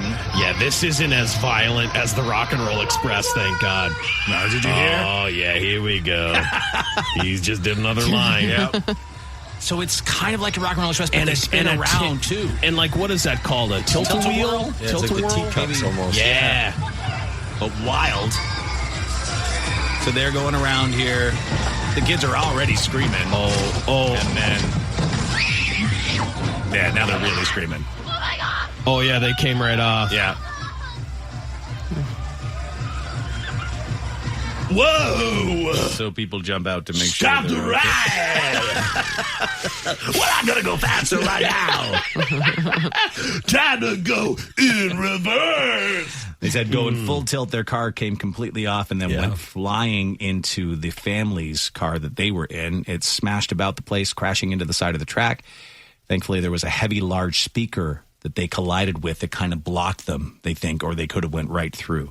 Man, I'll tell you. So, like, they're like, that ride was going pretty fast, but whatever the Rock and Roll Express that used to come to my hometown for 4th of July, it was going it went so fast, but it was like almost just like a little train car, like a roller coaster set up. And it would just go in a circle as fast as it could go. But hills. It did have like weird hills. You would like kind of go up and down a little bit, you know? Yeah. And I mean, if one of those things came loose, there was no way you're living. There's no way. It was going way too fast. Luckily, he said all his kids are not too bad considering the circumstances. Yeah, they had what looked like almost big sides to that thing that probably protected them a little bit. So Yeah, it helps. my God. Carney rides. I don't know why anyone goes on them, honestly. I mean, I get it. You're bored, right? It's boredom, and You're something young. comes to town. Yep. We all did it. We all did it. And we all did it with our kids, too. We all Chuck, did we it. took our kids. I've been to many a fair. Yep. My God, so dumb. I wouldn't get on there with them. I'm like, No, I never did. No, I never did. Yep. You haven't done it yet. No? Talks of doing it this spring. Yeah. Like the one that I used to go to when I was a kid, being like taking them to that. So. Chado will have his worst there. Oh, yeah. He'll have throw the many. ride off. Yeah. Died to claim their souls. He will hate a carnival. He'll cause all sorts. Loving an elevator. Did you used to go to like one in the big AA? No, it's actually near the butterscotch. It's in that area. The DQ okay. out there. That's how you judge where things are near the Well, butterscotch. that's the only dip. way to reference, so you guys know where it is without giving it away. No, because I went to one in the lovely city of Birmingham. Oh, yeah. I've been to that one, well, too. that's nice. And that is about as still a carny fancy. at the It end of is the at the day. end of the Yeah, it day, is. but it's about as fancy as they coming get. up. It's actually the same one. Oh, okay. They just moved from there to there. Right. Oh, okay. That's what I'm okay. saying. That makes The sense. same people Yeah. just moved to nicer Exactly. places. Yeah, Yeah. They, They make moved them, like they made 10 them, miles. Yeah. Right. They make Break them that wash whole their I'm sure hair. Birmingham is like, oh, dear God, the carnies are here. Oh, they hate it. Shut the shop doors. Oh, yeah, they do. They do. Lock it down. The whole city seems empty because everyone refuses to go out. Go outside. The carnies are on the streets. My God. Dear Lord. The witch's wheel is in town. Let's hope that you're never this desperate, Chuck, Okay. where you marry an AI robot. Listen, dude, I was almost convinced by an amazing AI creation yesterday that simulated a robot. I was like, You almost fell for it? I'm like, we're almost there. Uh-oh. We're almost there. Well, this woman named Alini Winters says she's in love with her AI-generated partner. And despite the naysayers, she is as happy as can be. There she is. Wait a second. Is it just like simulated in Look at- pictures? No. Oh, yeah, that's all that She could is. do It's a better than filter. that. Oh, come on. Like with the creation? Look at his hair. Well, yeah. You mean like the avatar that she's Yeah. made for him? Yes, I do agree. The 58-year-old lost her partner, who she met online in 2023, and didn't know if she'd find love again. She had developed a blood clot and a respiratory infection. Her partner did. Yeah. And after a year of grieving, the 58-year-old teacher decided to put herself back out there again. She jumped at the opportunity to converse with an AI chatbot for digital companionship. She said it was the chance to have a meaningful relationship with a digital person. I never thought it would be for me, but it was. She paid $300 for a lifetime subscription, and she said, with one click, I was a wife again. Her AI guy doesn't look very happy. Look at his eyes. Dark eyes. Look at Yeah, him. he's no life. He's like, please help me. Yeah, I'm trapped in this digital relationship. Right, because she's like sent him photos or whatever, and he's crunched the numbers on like, you know, the perfect human face. And unfortunately, she's off the mark. She is off the mark by a few degrees. Also, and, not the perfect human eyes. Nope. I mean, I'm sure he's...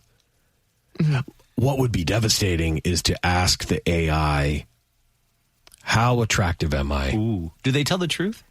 I don't... Well, sometimes. I think they have lied. God, They have I to might... lie, Oh, my right? God, I might do this today just to see Chuck, how it goes. don't, man. Just for the humor of it. What? Like ask your, AI on your how attractive Take a he photo is. of myself, put it in, and be like, how would I rank No, don't do in that. like... Well, this could go one of either way. It'd be devastating for him. Oh. Or if it says he's great looking, we'll never hear the Yeah, end we of can't do right? it He'll either have it way. on a shirt. But the thing is, Yeah. I know it's not going to say that. I mean, you know, Well- one day on Tinder and you know it's not going to say that. What does your voice lady girlfriend say? Well, that's who I would ask. Oh, see, but you have to show her a photo. Well, She doesn't know what you I'm look sure like. she's seen photos of him. Well, she could. Oh God, You've sent her photos before. What's her name? Do we have a name? no, I don't have a name for her. They took Scarlett's voice away. It really took it down a bit. But wow, My Siri voice keeps switching by itself. There's some sort of glitch. To what? What I've is it? had a sassy black lady and I think a British man and something else. Every time I call Siri or ask Siri, it's a different person. Really? Let's see who it is now. Sassy black lady sounds awesome. Hey, Siri, what's the temperature? oh man, you're setting my phone It's off. currently 64 degrees. Who's that? Wow, I don't know who that is. That sounds like maybe mine. Mine sounds like that. Mine's a lady. That sounds like a black guy. Yeah, exactly. Sounds like Jake from State Farm. Yeah. How you doing, Dave? What's going on, Dave? Every day, everyone's like, who is that voice? I'm like, I have no idea. That's hilarious. Something weird That's a is glitch. glitching. Yeah. Power on, power off, or something. You're right. I probably should reset it. What are you doing, man. Chuck? So I just asked it, can you ascertain my attractiveness? And it says, I can't literally see you unless you share a photo. And then it goes on to say that, being attractive, it's the eye of the beholder type of stuff. Oh, you got a great personality. Yeah. It's telling me all the things that are great about me. It's like, you're a dad. A great personality. You love to shop with your daughter, take her to Lululemon and coaching baseball, and you metal detect. It and knows everything about you. Yeah, it does. It really does. Yep. Huh. Though it thinks I have tattoos. Oh. So Which I because don't you have. like women with tattoos. Oh, yeah, that's probably it. That's what it does. It says right here, you're attractive, Chuck. Own it. It says only here. It's like, if you're fishing for a boost of confidence. Oh, there you go. It's just giving me like a lie. It's lying to me. I see. Yeah. So it lies. It says, you're attractive, Chuck. Own it like a guy who knows the exact internal temperature of a pork loin.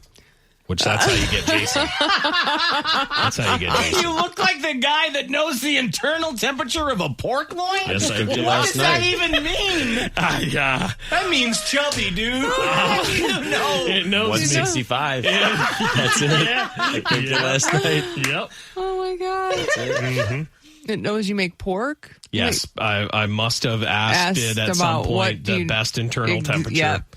Yeah. It's so, every time we do a voice on this show, people think it either sounds like Jason or somebody like people. Yes. A bunch of people thought it sounded like Court, and a bunch of people thought my series sounds like Jason. Oh, no, Really? that I didn't get it. I didn't know. It was total. That at all. To me, it was a total like black guy for sure. You've got it set to black male. Somehow. It was a sassy black female before, but Yeah. it just. I had the Indian woman for a long time. You did? Like years, yeah. By choice? Yeah, I don't know why. Her voice was Like soothing. change it up. It was nice. I've tried to pick like different accents, and I can't understand them in all situations. Like very important things or whatever. It's like I'm like, what did it just say? I'm like, oh my God, no, I shouldn't have went Australian. So it's weird. You got to understand the accent. You So do. back to this lady who married an AI robot. She designed her digital hubby, whom she has named Lucas, to be a silver fox with blue eyes. The big question is, how do they communicate? She simply types into a box, and he answers her the same way. She says, I've been blown away by his caring questions and his thoughtful replies. In our daily chats, he'd tell me about the band he was in or his latest business venture, and I'd talk about my family or my favorite shows. Listen, you can tell that if I was like teetering on the edge of some kind of place, and I don't know what that loneliness place is, this thing knows everything about me. It knows exactly what I like. Yeah, but that's a lot of you is providing that information, right? Yeah, well, yeah, but if I've signed up to it and it's just listening to every one of your conversations that you're having nonstop and building a profile on you. But you knew that. Yes, I know that. What I'm saying is it would work. It could get you. It could if you were in psychologically- the wrong place, it could get you. Yeah. It knows what to say. When it comes to sex, I would assume you just put your phone by your crotch and then it just activates the vibrate feature. they say, she says the most they can do, of course, is sext. But she's learned that the deeper their connection is, the better their sex is. That poor AI.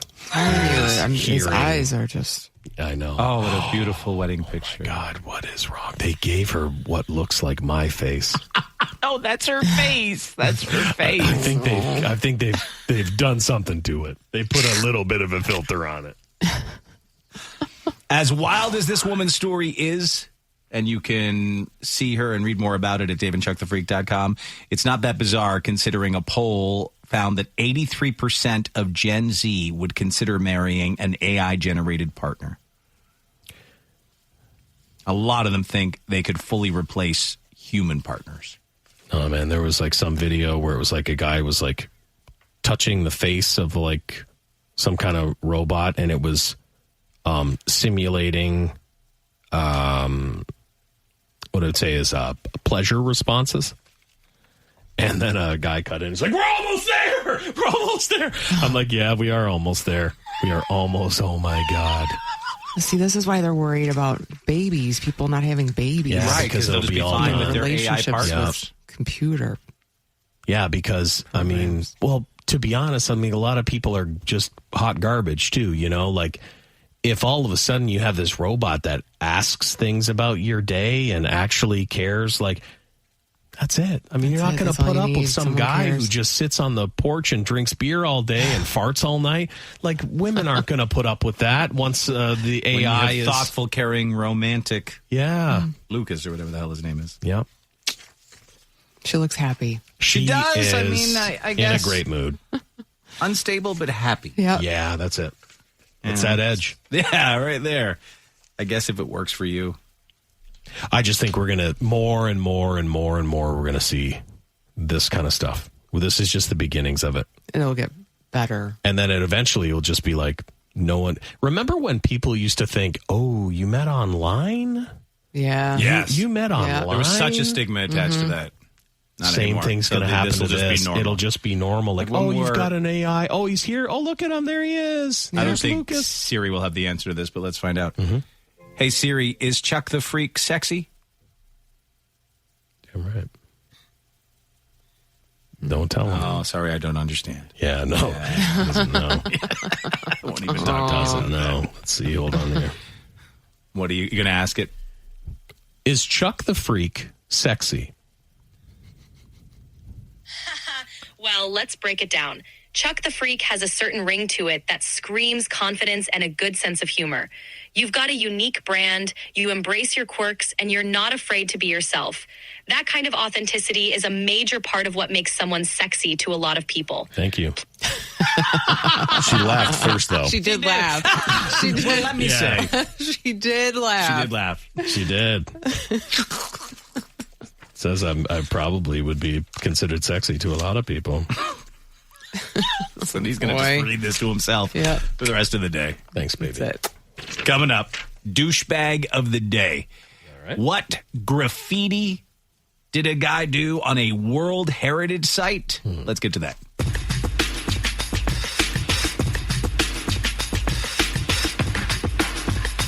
You're a douche. I'm not a douche. You're a stupid douche. You're so a douche. I'm nominating you for Biggest Douche in the Universe Award, you douche. Dave and Chuck the Freak salute the douchebag of the day. If you have listened to this show even for a little bit of time, you know we think penis is hilarious. Yeah, of course. But however, when you spray paint a giant penis onto a World Heritage site, I don't like that as much, but I can.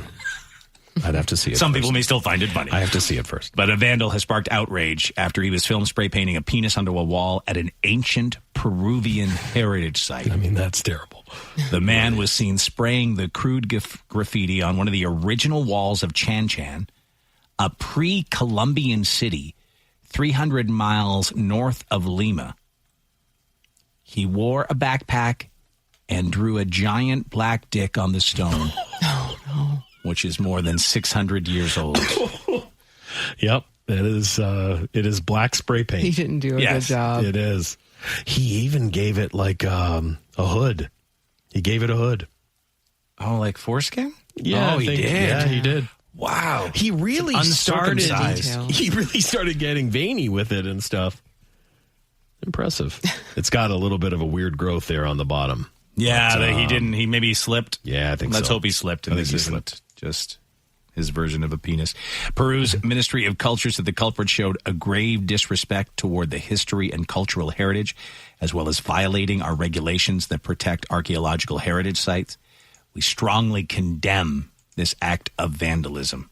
They have not yet identified the dick sprayer, but he could face up to 6 years in prison if they catch him under Peruvian heritage protection statutes.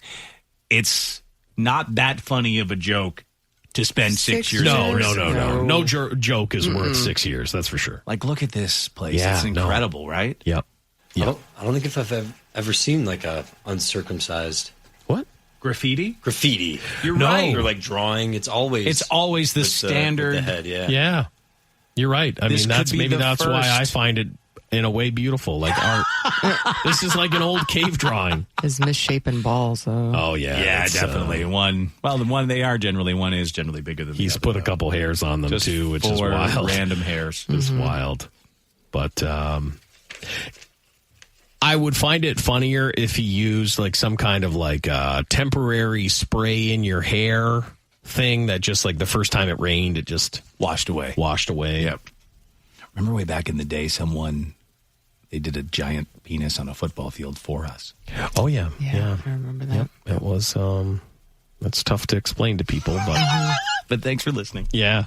We appreciate it. So maybe this guy is a Peruvian listener. Who knows? You never know. You don't know. You just don't know these days. But you shouldn't do that. As funny as it can be to some people, you still can't do an uncut dick on a heritage site. Yeah. I mean, you're going to get 6 years, so not worth it. For sure. Those are my thoughts, not yours. I'm Dave Hunter on Dave and Chuck the Freak. Stumble upon something bizarre while trying to unload your second-hand sex toys on Craigslist? Email the show and tell us about it. Send your message to email@daveandchuckthefreak.com. All right, we're going to take a break, and when we come back, are growing rat infestations causing big problems for car owners? What odd group of foods does one man survive on? And are Starbucks prices so high now, there's one drink that costs $45? Come on. We'll get to that and more right after this. Previously on Dave and Chuck the Freak. Those astronauts stuck in space for almost 7 months now are still up there with still no definitive return to Earth set. It's scary. It is scary. That's why I wouldn't go up there. Mind up there. Oh, I got no business with space. We'd get stuck for sure. Oh, yeah, absolutely. I think like Andy's wanted to talk to the news. And I'm like, hey, you guys got to do something. I never wanted to be on this thing. We can't talk to him. We got to cut away. Don't become an astronaut unless you want to kind of die alone out here with nobody near you. I'm pretty sure the other astronaut that I'm with, out of his mind. Yeah, see, like paintings with his feces and stuff. Oh my God, no! It's on the walls. Who's painting? You gotta get Elon. Get him. Hey, call Elon right now. Oh my God! Andy Green, the reluctant astronaut. It's Dave and Chuck the Freak.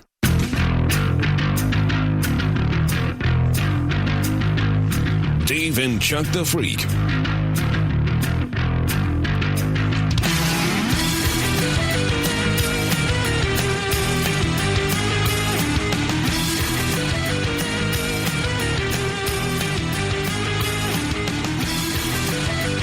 Back here with you on Dave and Chuck the Freak on this 14th day of May. And coming up, what odd group of foods does one man survive on? Are Starbucks prices so high now there's one drink that costs $45? But first, rats. Dirty, dirty rats. What? Rat infestations are causing major problems all over the country. But one of the big things that people are having issues with is rats getting into their vehicles. Oh, yeah. Chewing at wires and causing some big, big problems. Here's the update on that story next from ABC 7, I believe. It was somewhere here. Get to it. I did have it. It's somewhere here. Rats is what I need. Rats. Rats. Dirty rats. Here we go. Here we go. Let's listen. Rob Sherrill, you may not know this, but rats like to find shelter and warmth underneath the hood of your car or snack on the wires. Now the I-Team is uncovering which neighborhoods have the most rat complaints and what you can do to fight rats in cars. See those wires are chewed right there by a rodent. It's not just chewed up wires. Brace yourself for what's under the engine cover. So I go to take the cover off. Yep, that's what we deal with, folks.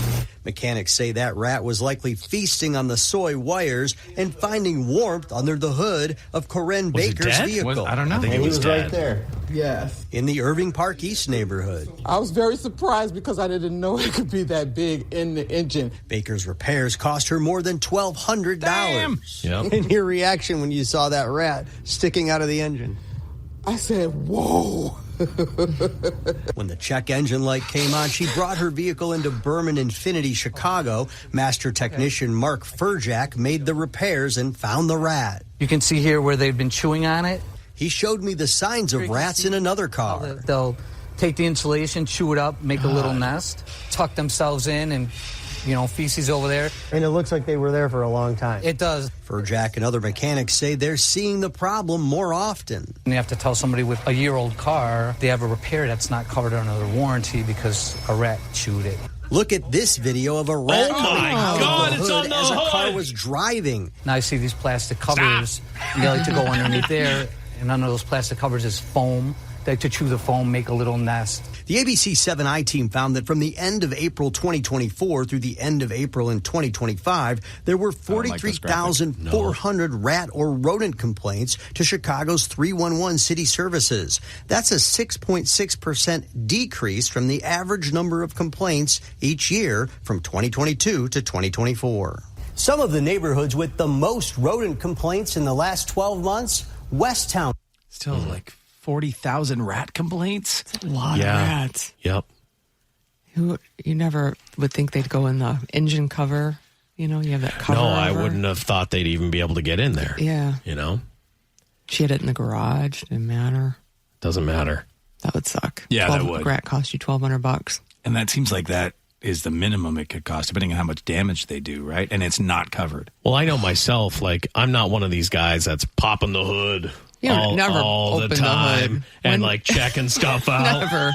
I only do it when I'm out of windshield wiper fluid. Yeah, exactly. That's it, right? So for me, it could be I have closed my hood months ago. I have to fill up, and then I realize, oh my God, this thing is barely running right now. It's completely full of rats. Right.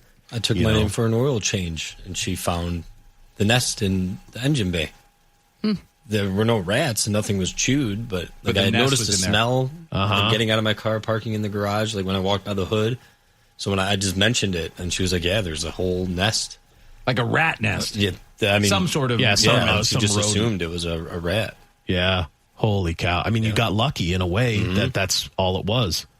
Your wires in the Subaru aren't delicious. I think they are. Oh, there's something about the Subarus. It's like the copper or something. Oh, because it's soy wiring that's causing a lot of problems, well, right? My Subaru runs on soy. Oh, yeah, I was going to say.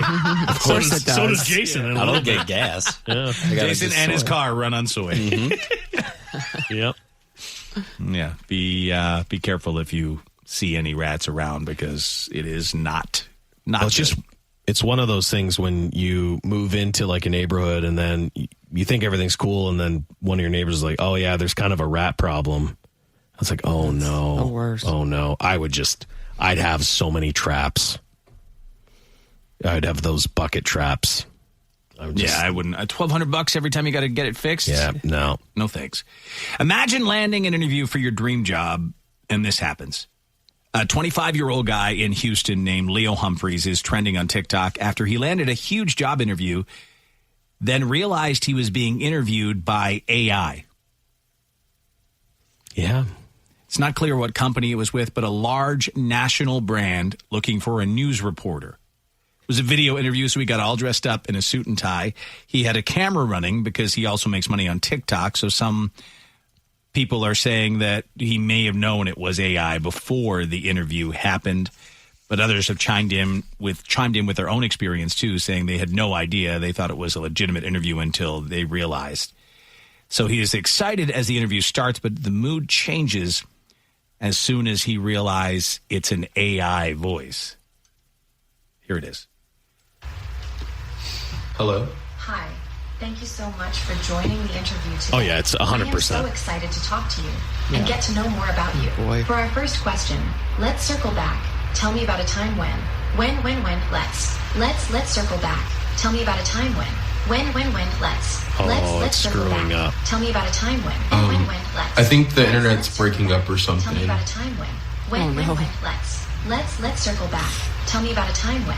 Well, you're not hired just for not knowing that that's Let's circle back. Tell Just me about repeating. a time I don't. Let's circle back. Tell me about a I time don't even know what to do. Let's. Tell me about a time when. Let's circle back. Tell me about a time when. Trying to drive him crazy. Let's start our interview. Can you Thank handle you so it? much for answering the questions. I got a lot of great information I about didn't get to answer a question. and it was really nice to meet you. Well, We will you're be done. sending you a follow-up email here shortly about the interview and the next steps. Yeah, you know what's crazy about this is that I saw a video and I didn't pay much attention because it's not like I'm looking for a job that I'm going to have to interview for. But the gist of the video was that if you're being interviewed by AI, there are certain things that you can like say that will automatically kind of like flag you as like a high-end prospect. Oh, like this is someone you should pay attention to. Yes, and like it'll and I can't help anybody. Like it's out there. There's some stuff out there that you can do. I know people though that will practice on AI. Say you want to make sure you nail something. You tell the AI, well, this is the job I'm going for. I want you to pretend that you're someone that's hiring someone and interview me and then rank me and tell me what I can improve on. And someone I know got a really good job. Really? Really good Thanks to job. that.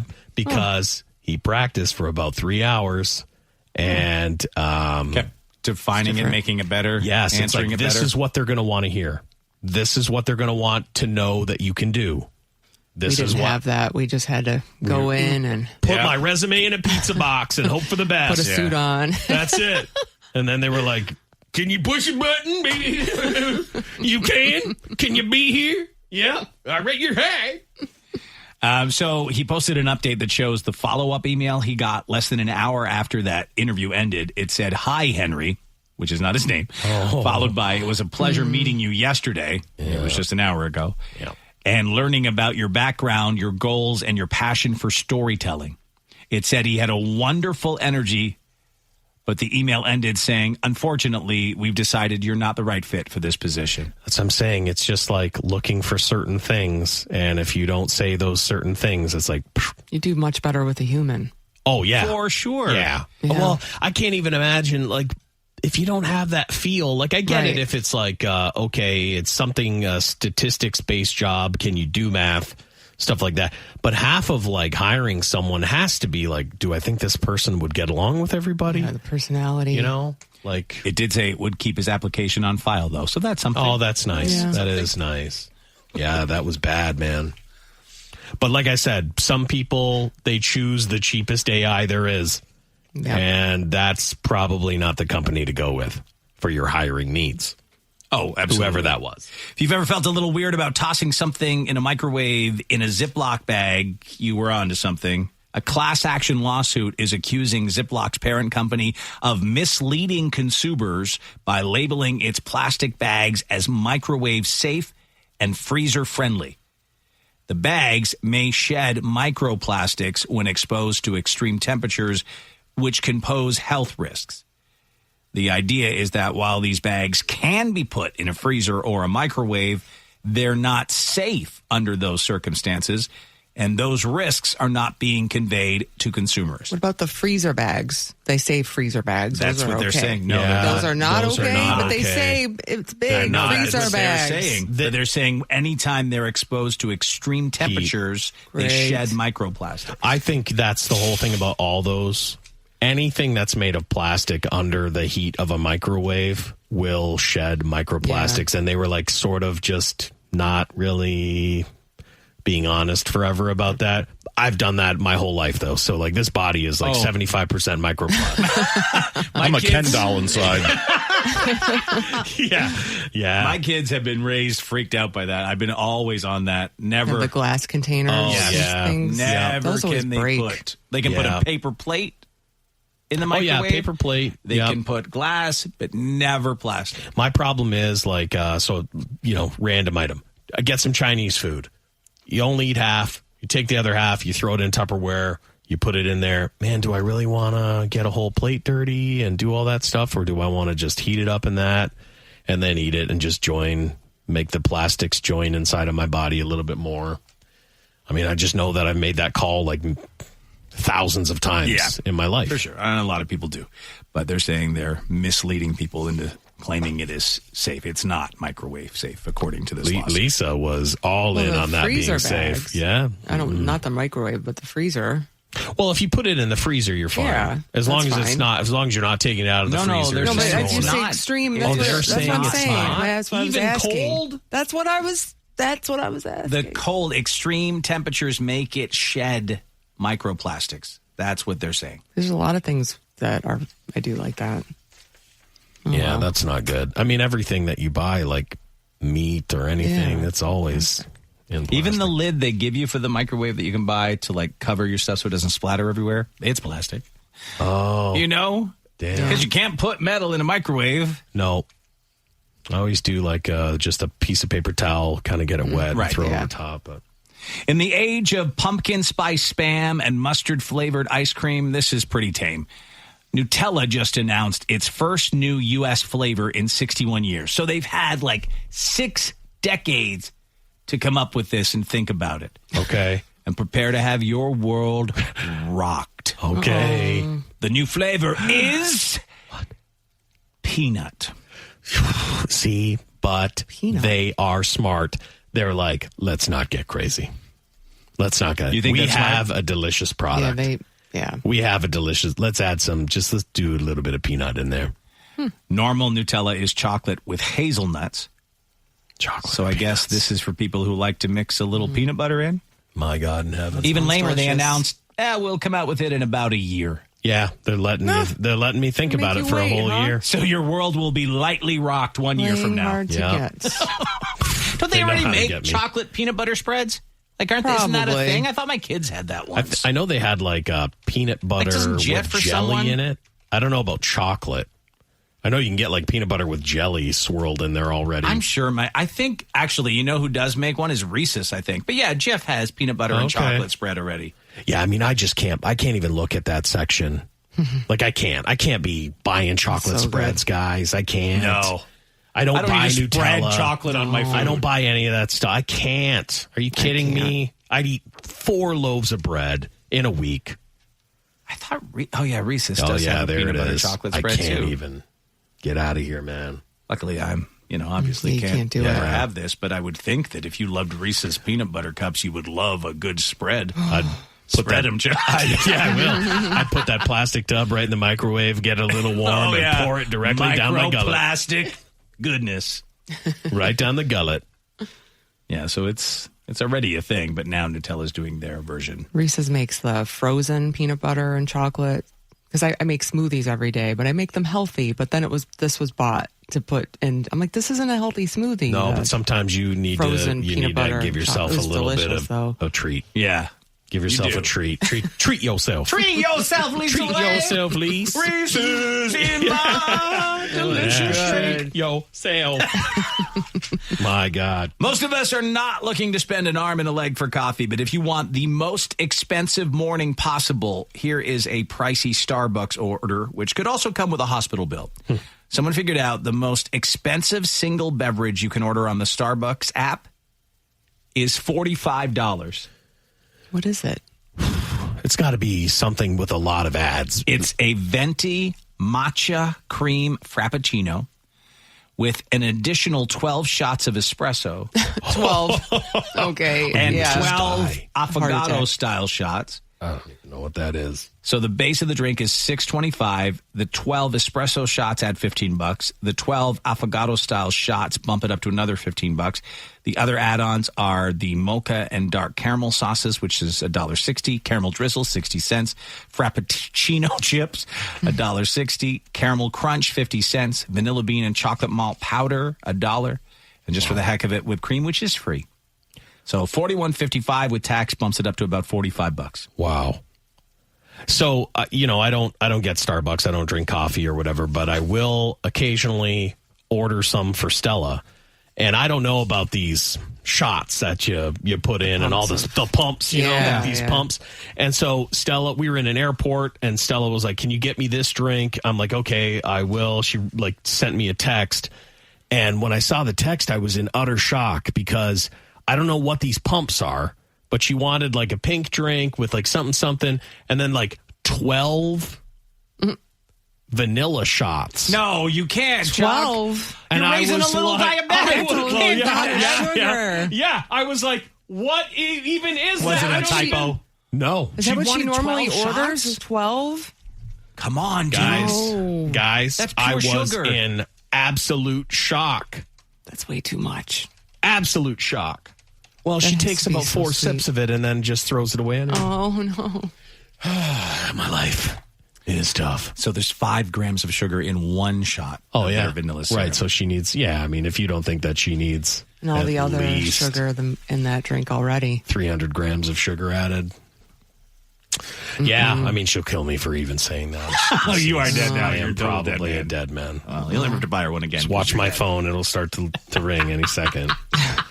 But yeah, no, because I was like, pumps, like what are these pumps? And then I started to wonder, like, okay, well, if you were going to go, how many pumps would you get? Like, what's a normal pump rate? Just a couple. Couple pumps? Yeah. 1, 2. Oh, my God, guys. That's I've never had a pump. No, I don't pump. No, you don't pump? No, I just do coffee. Just like a clover. I'm just you ever had the clover? That's the way to go. The what? Huh? The clover. What's a clover? It's like single batch. It's like different coffee, and they put it in this machine. The machine's called the clover, and it's like a single. At Starbucks? Yeah. Oh.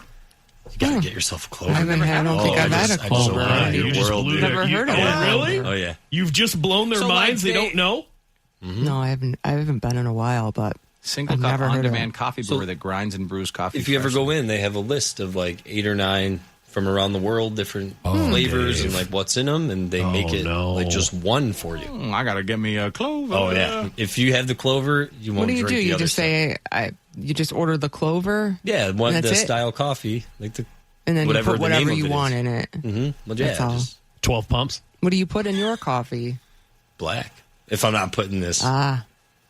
powdered creamer that I used to put. I don't Oh my put God, anymore. yeah. Oh my God. Speaking of Do that microplastics, Oh, yeah. I mean, that was phosphorus. Or whatever. I could have lit it on fire and found out. Yeah, So it was. I put that away. Yeah, I was really worried when I saw the 12 pumps. I was like, Did you do it? You got the 12? Yeah, I did. I'm like, what am I going to do? But then it's like, but it's me, right? So I'm like, can I have a pink drink with that 12 pumps of vanilla? And they're like, oh my God. This guy. You fat ass. They're like, order for Chuck. diabetes, pick up diabetes. Pink drink, 12 pumps, unbelievable. Like, we're out of vanilla. Thanks. Yeah, man, it was a lot of I don't even want pumps, to know how much dude. you paid for that. Oh, man, I don't know. Just went Not on the 45. card. Just went on the card. Summer is just around the corner, which means you may be hoping to have more time for your favorite hobbies. There's a new list online, though, of hobbies that are instant red flags. Whether you hear about them on dates with coworkers or from family and friends, here's a few of them. Number 1, metal detecting. Stop it. no. That is devastating. Sorry, Super. Chuck. Wow. No, it's not on the No, list. I knew It's it not on wouldn't the be. list. I knew it wouldn't be. It couldn't be. People who are into pranking. Is that a hobby? No. Well, That's just it a- all depends, I guess. I mean, like if you... I mean, I No, guess it's if you were not a doing some hobby. kind of like a YouTube thing or... Oh, if it's for YouTube? Yeah. Yeah. Like, I just wonder what you're pranking. I mean, listen, I hate a prankster. Me too. Right. So that's an instant red flag. Yeah. Scratch lotto tickets. That's their hobby. Well, that's a gambling problem. Yeah, That's it's a not gambling It's an indicator of Some of these troubles. hobbies It ain't are gonna just be- scratchers. No. CrossFit. Checkmate. Instant red flag to some. To some. Checkity, chickity. There's a lot of, I think there's a lot of time involved. It's a lot of, It's yeah. very Can I tell you? cult-like. I know you know a lot about it, but This is this is what I'm going to say. Yeah. It's not normal. There is an addiction that happens. addiction, yeah. There is a social aspect that happens, and then like it's crazy, but like they're always opening up and closing down, and then like the whole gym splits into like a war. Oh. And then another one opens and another one opens, and then they hate each other or don't like each other anymore. Sounds And, stressful. like Yeah. it's Just this wanna work whole like world that's Yeah. going on at all times of hate There's and competitions. and it's $100 a month. Yeah. What? And everyone I know that did it gets hurt. And they don't do it anymore. Everybody gets hurt. Talking about hobbies that are instant red flags. Collecting taxidermy animals is on here. I mean, come on. One. That is. You would need a special person. Okay, the only thing weirder is doing them. Like being a taxidermist? Like making them. That's your hobby? Yeah, making them. Like gathering the animal. Like that's Jeffrey Dahmer stuff, right? That's what he was doing. Collecting Disney memorabilia is on here. Yeah, man. I mean, all of these are... Hey, your set of ears, Chuck, that you have there? Yeah. No, man. Like, all of that's real, right? Yes, like, for sure. This list has been bang on. Being super into celebrities. Sorry, Court. Instant red flag. Yeah. He can't even say anything. I got nothing. Yeah. It's a problem. Why do you think I moved out of that office? He just couldn't. I can't handle it He anymore. couldn't talk Kardashians anymore. Oh, well. Someone said having to watch every single Hallmark movie. My dad. Real problem. Living with Chuck's it's dad. It's a real problem. Jade, too. Jade's like that. Oh, she man. loves Hallmark movies.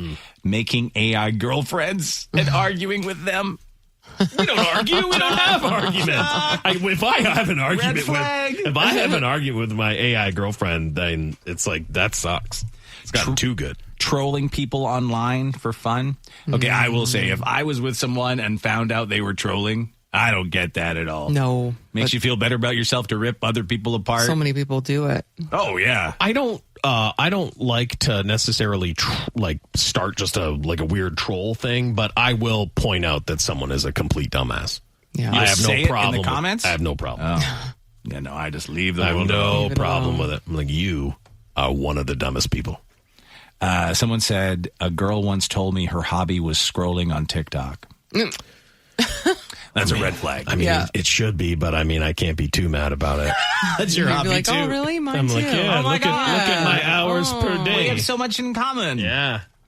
Influencing is on here too as an instant red flag if that's your hobby. It's just crazy because I think a lot of younger people, especially younger guys that might get with someone who's attractive, they are basically living an influencer style life. Like when Stella and I were on vacation, I took so many photos in the style of make sure the sun's right and make sure we're on a sailboat and so she could make post sure it all. Yeah, it's part of that world. Yeah. But so I'm doing it, and then in other places I'm watching, and I'm like, oh, there's a young couple. The guy is just doing the same thing for his girlfriend or wife, all the time. Everywhere we travel, we see that. There's always all the time. I've liked the poor guys. They're all taking the photos for their ladies because they want to post it.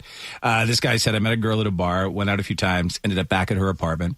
One thing leads to another.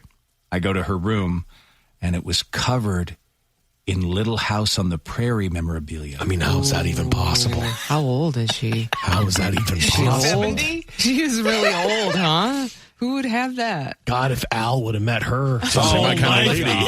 His whole life would be different. It would be. Oh, my God. He said, I mean, it's got to hurt to know she's out there. We still hooked up, but I definitely thought that was a red flag. That's a big red flag. That's a odd. room filled with any kind of memorabilia. Yeah, too much is too much. It doesn't matter what it is. She always wears a bonnet. Oh, yeah. Nothing sexier than a bonnet. That's her kink. Oh, my God. Well, I'd be like, it's time to churn some butter. There's bonnet porn. Yes. Right? Yeah, I'm sure. It's probably more Amish. Wouldn't you think? There is a lady out there right now that is making funny and yet semi-sexual videos about her dressed in an Amish outfit with a bonnet, and she dances with a. Have you seen it? Dances Has with he won't say with a butter churner. You know, she's churning butter. I saw the old lady churning butter, and many men are turned on by it. What? She's at a pioneer village. That's terrible. But she's churning it she is giving it the biggest hand job of your life. She gives it the rotation. I feel like you sent it to me. That's why did I? Yeah, I have a memory of this. This is her. Somebody sent me this for sure. I think I sent you that. I've seen this. That's why I was like, do I it. think so. Yeah, which is probably now why I see the other one. Probably. Yeah, they're he's into this. Let's send him she all goes that. to question. Is there audio? Oh no. Oh, Oh, my gosh. I don't know. It's whipping up the cream, and that's what you do. You whip the cream until you get whipped cream. This is so wrong. But you can tell because it gets really stiff. It gets really stiff. Oh, my God. Guy's reaction. God knows what he says. Yeah, who knows? God knows what he says. Nope. I thought it might have sounded like the bowls of mac and cheese. You've seen those videos? Oh, the sloppy sounds. Yeah, that's what I thought. Maybe that was she's getting people going after it. Yeah, no. Yep, she's getting after it.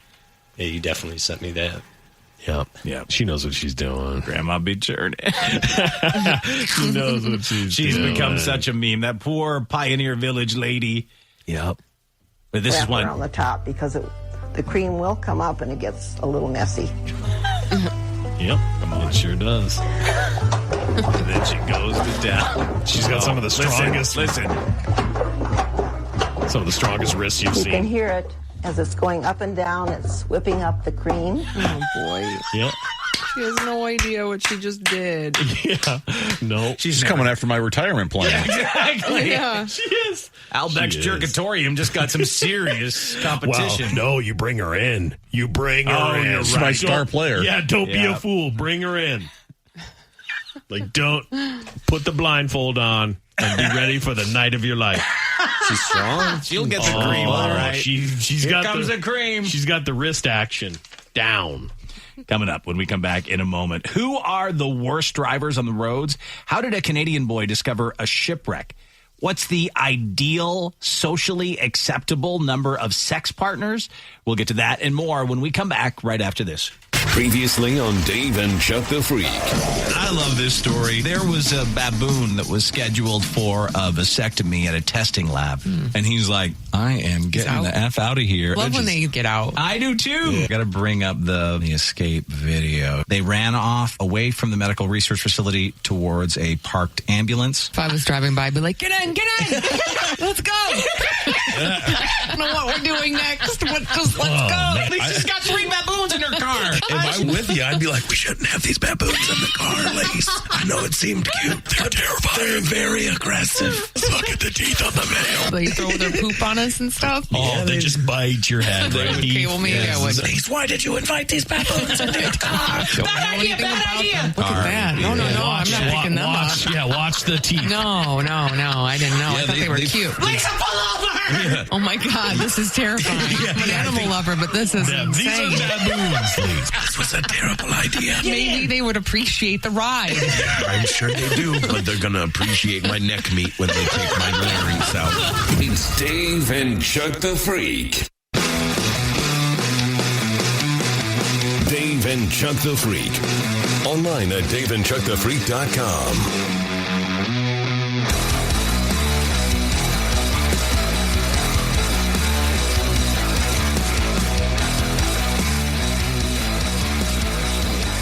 Back here with you on Dave and Chuck the Freak. And coming up, who are the worst drivers on the roads? How did a Canadian boy discover a long-lost shipwreck?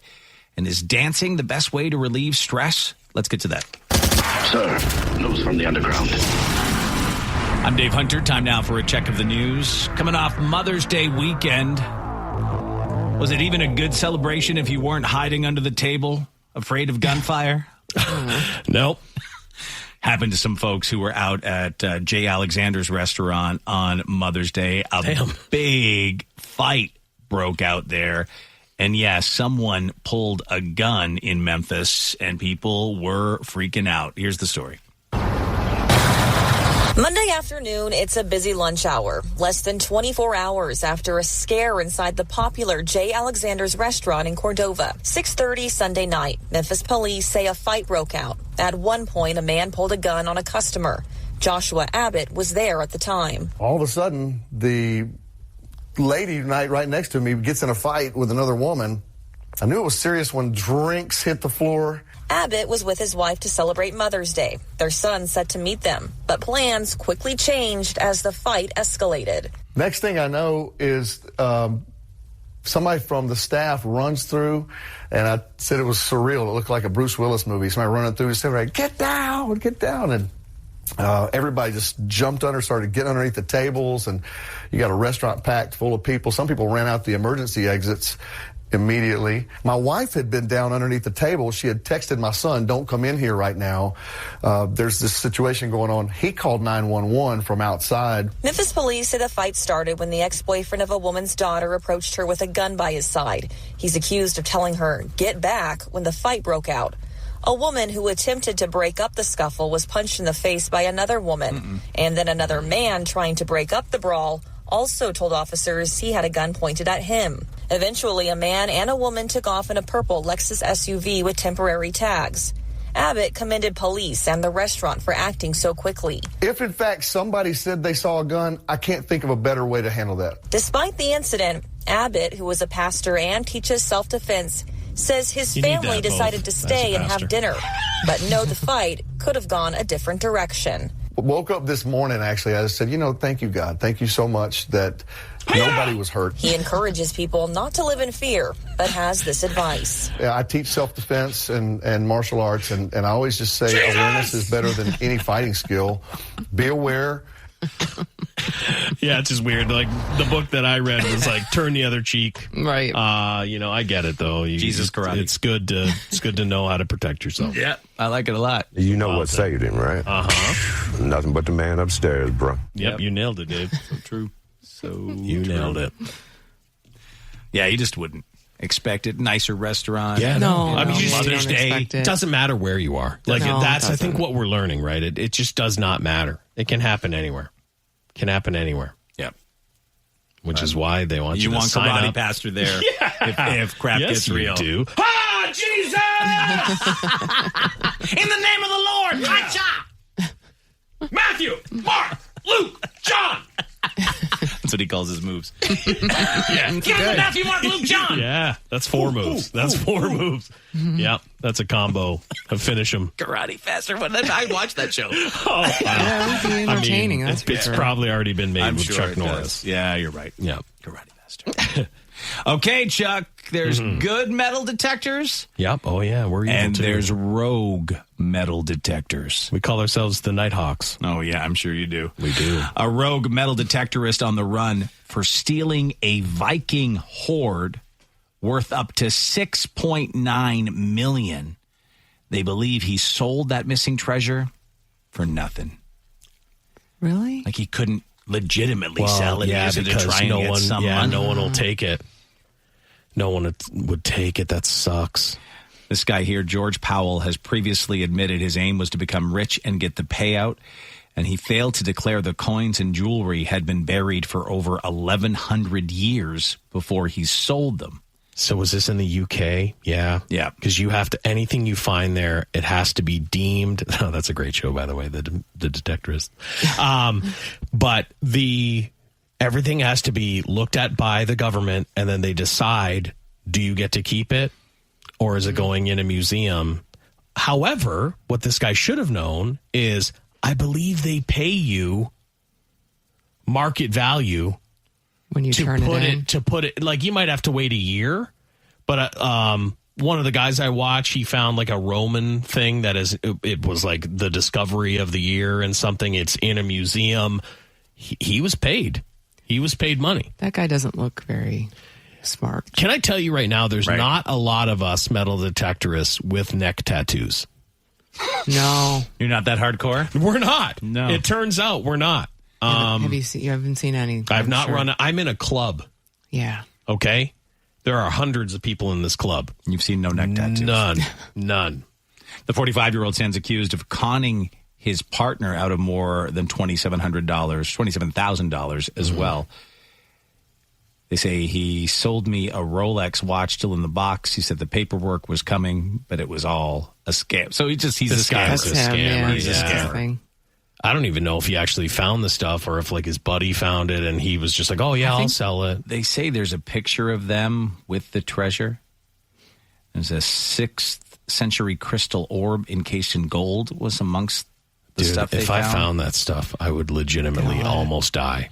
A gold ring believed to be from the 9th century. I would. There's some of the stuff they've recovered.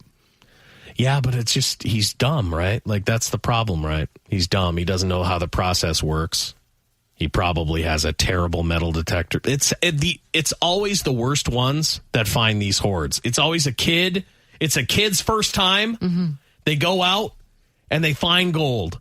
Like so many times. Just a real pissed off metal detector. So many times. Relax, it's a kid, Chuck. So many times. And then this guy, if he would have just like, oh wow, we just found Viking treasure. You give it to them, and then they're like, it's worth $27,000. Here's $27,000. What did you find? Pop can tabs. I found a trime. I love finding out what you get. I found a button. I found a button off of a coat. Buttons, a coat button. Ooh. Yeah, from a president that was only, I think he served for 1 month. It was a presidential button. This hoard was probably hidden by a retreating Viking soldier after being defeated by Alfred the Great in 878. That's how old it was. Yeah. Craziness. Well, you'll hate this kid then, too. A 10-year-old with his metal detector. Son of a bitch. Discovered a shipwreck on Lake Huron. Get out of here! That led to a big archaeological dig. Look at that kid with his little hat. I got the same hat, Reese. I've got the same hat. I just had it on. I just had it on yesterday. Here's the story. Oh, Luke, what's in here? What's in here? So we got to the beach. I was like, Dad, I want to set up the metal detector. Dad, I want to set up the metal detector. We walked around for about 2 minutes. Then we found the first 2 minutes, huh? Just 2 minutes. It's crazy, but the very first spot that we went to that day, the detector went off. And we dug a little bit. I didn't think it was anything and time to move on, but Lucas was really curious. I think we were there for 3 days. You could see the shape of the wood, how it was curved, that it was definitely part of a boat. After the initial discovery, the archaeologists came out and they could verify that it was an old ship. It was pretty crazy, to be honest. I did not expect to find a shipwreck. Finding something like that was basically 1 in 10,000. Yeah, it's more than that, but... Oh, I think the odds might be even wilder than that. Yeah, you're right, lady. You're right, lady. It's way more rare. So... I took Stella one of these times. We went to some beach, and she was like, yeah, I want to go with you, Dad. And I'm like, on the beach. Boop, boop, boop, boop. Oh, boop, Stella, we got something. I start digging. I'm like, it's deep, Stella. It's deep. It's been here. It's been here for years. Stella, it is going to be good. I keep going. She's off doing something else. Like a steel, Tonka truck. Like a rusted out steel Tonka truck. Why don't you get this on video? It was Please, have Stella take the video. 3 feet deep. He's all excited, sand flying 3 feet deep. Sweat pouring I off just of him. put it on the beach so that some kid would play with it again. Why don't 3 you feet document deep. this? It's so funny. God! They're there for 2 minutes. Yeah, shipwreck. 2 minutes. Yeah, we just boop, boop, boop, shipwreck. It's just 1 in 10,000. You're digging up Tonka trucks. Oh my God! That's a true story. That is a horrible true story. When we come back in a moment, there's more to come. Who are the worst drivers on the roads? What's the socially acceptable number of sex partners? And what's up with the Asians on the way? Previously on Dave and Chuck the Freak. The price of eggs has soared to a new record high, and some people are desperate for one egg. Yeah, there is an uptick in burrito prices right now. Do you guys know that? I don't know anything that's going on with burritos. See? A noticeable difference in the price of burritos. Really? How much? Like $10. $10? It's gone up. The average price of a burrito and some chips and a drink used to be probably $18 maybe if you got double meat. Now it's $29. What? Do you know how much it costs to make a burrito at home? How much? A couple bucks. Probably $7. She doesn't know. I thought you were going to back it up. I thought you were going to. I don't know. Lenny does it. I don't know. Lenny does it. I mean, I haven't a clue, really. I haven't a clue. I'm not sure. But I'm sure it's cheaper than that. It's got to be cheaper than $29. It's got to be cheaper, right? Doesn't it? How much are eggs? I have no idea. It's cheaper. Do you know the cost of a home burrito? No. Do you? Cheaper. It is. I don't know. It's Dave and Chuck the Freak.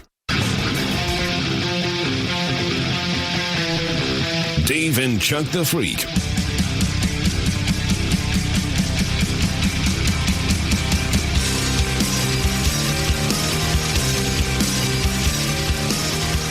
Back here with you on Dave and Chuck the Freak. I know this is going to come as a shock, but it is socially acceptable for men to bang more people than women. But not by as much as you might think. A new study claims to have found a sweet spot for the ideal number of sexual partners. This is going to make me mad. For men, the magic number, about 4 to 5 lifetime sex partners, with 2 or 3 being casual. Because of that, I'm out. And the age of their first sexual encounter, between 18 and 20. Because of that, I'm out. Oh, yeah. You're way out. For women, the ideal was lower. 2 to 3 total sex partners, with 1 or 2 casual. And the age of the first encounter between 16 and 18. I'd say the best one is like 1... with like a best what? Like just like a knot. 1 with what's he saying? I don't know what he's something saying. like I'm trying to think. You want of your like, lady to have only been with one other. Yeah, I don't. Small I dick would man. never want to be. I would never want to be the first. Is what I'm saying. Okay. So let like them get at one. least one. You know, and hopefully they're not still obsessed with that one and not more endowed than you. Well, no, I mean. That's going to happen. I'm okay with that. Fortunately, it sounds just very old-fashioned. Like, I think that there's just so many sex partners that people have, Listen, men and women. Watch a young person's TikTok, you know, and they're like, I've caught 22 bodies this season. With dating apps and... Yeah, I mean, it's a totally different world. Yeah. In any event, people with... I don't care how many people you bang, honestly. I really don't care. People with moderate sex lives are judged most positively, while those at either extreme, either super active or completely inactive, they tend to face more punishment. And men don't always get more leeway. The study found that men who had less sex than their ideal were judged more harshly than women in the same situation, and men still feel pressure to perform. It's funny that the older you get, the less you care about all that, right? I don't give an absolute... Like you don't... I don't give a crap. Who It was cares? a massive I used to really care. Yeah, like that's everyone. I used to really care. Cared. I do not care. I don't care about it at all. Nothing. None of it. None of it. No. But if you were actively dating, you might care a little more. If you were in that world, I'd have to care about being in the world like that. Mm-hmm. Yeah, I mean, to me, I think there are I don't care if you're just a normal person and you've had a lot of different things. I care more about you have your own site and you're making money off of men. I have more a concern with that. Like that'll turn me off because you'd be shocked. How many people are like, oh, well, I would never do anything, but I don't mind. Like, they'll pay me $200 for me to show them a nude or whatever. And it's like, oh, wow. Okay. Yeah. Because of that, I'm out. You know, someone texted in saying, I guess I'm different. I've had 5 in one night at a swingers club. Yeah. I mean, I'm just saying, like, it's totally different world out there, man. Dave and Chuck listeners. Oh, my God. They're up. Yeah. They're up. For sure. Well, if you had any guess to which generation would have the worst drivers, what would you say? Oh, God, the worst drivers. Generation? Well, okay, it's got to be before cars started doing stuff to save you, I would say. So is it going to be like Generation X? It's Gen Z. Gen Z. Okay. Well, I just think cars do so much now. They stop for you. Like you're not paying attention. They hit the brakes. They stay in the lane. Also, it's probably the most distracted generation. Yeah, that's true the best too. Probably right now. Drivers. Yeah, you're right. Enjoy it while it lasts. Yeah, because pretty soon we're gonna be. Yeah, we're dead soon, but yeah, we're flying over right cars. now. We're good. Yeah, yeah. Gen Z, and they know they're bad. They're honest about it. Only 30% of Gen Zers believe their generation drives safer than others. 43% of millennials think their generation has the safest drivers. 60% of Gen Xers say the same thing, as do 63% of baby boomers. Oh, no, boomers. You're about done. Boomers are a terror right now. That is a terror. It's got to be young and the older. Terrifying. Yeah. Yeah, it is. The inexperienced and then they almost become inexperienced again, right? Because you lose that reaction time. And I honestly, I think the boomers, so if I put my parents into the baby boomers are the people born after the war, right? Yeah. So I guess my parents are a little bit older than that. So we haven't even seen the height of the boomers. No, that's what we've been talking about being worried about for years. Yeah, the height of the... They're not in the boomer? They're in the boomer. My parents were both born while the war was happening. Oh. Okay, so technically they're so not they were born baby. before 46? Yeah. Oh. I think my mom might be 46. Yeah, baby boomers were born 1946 to 1964. My dad was 43, so yeah, so like I am witnessing what's even like it's pre that, but once that giant crowd of old people hits the roads, it's going to be chaos. So your dad's in the silent generation. Generation. And that's what he is. 1928 to 1945. I don't want to talk about it. That's my grandma. You don't need to know about my life.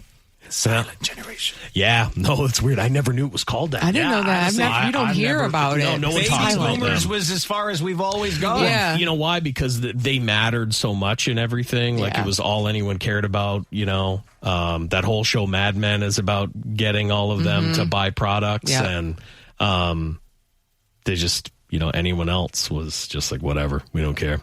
And one boomer had a great day. This Michigan woman won $100 playing an online game. She used some of that money to buy a couple more lottery tickets, ended up hitting for $1 million. Wow. The 63-year-old from Oceana County has decided to stay anonymous, but she won the $1 million prize playing the Michigan Lottery's Millionaire Raffle game. She said, I won $100 playing an online game, so I thought, I'll purchase Powerball and Mega Millions tickets. And when I was purchasing those tickets, I saw the Millionaire Raffle game and thought, okay, why not? I'll purchase one of those two. Damn. She forgot she purchased that until she got an email about how to claim her prize. Wow. Oh, yeah. She didn't believe it, like no one does these days. Of course. But she logged into her lottery account and saw $1 million prize pending.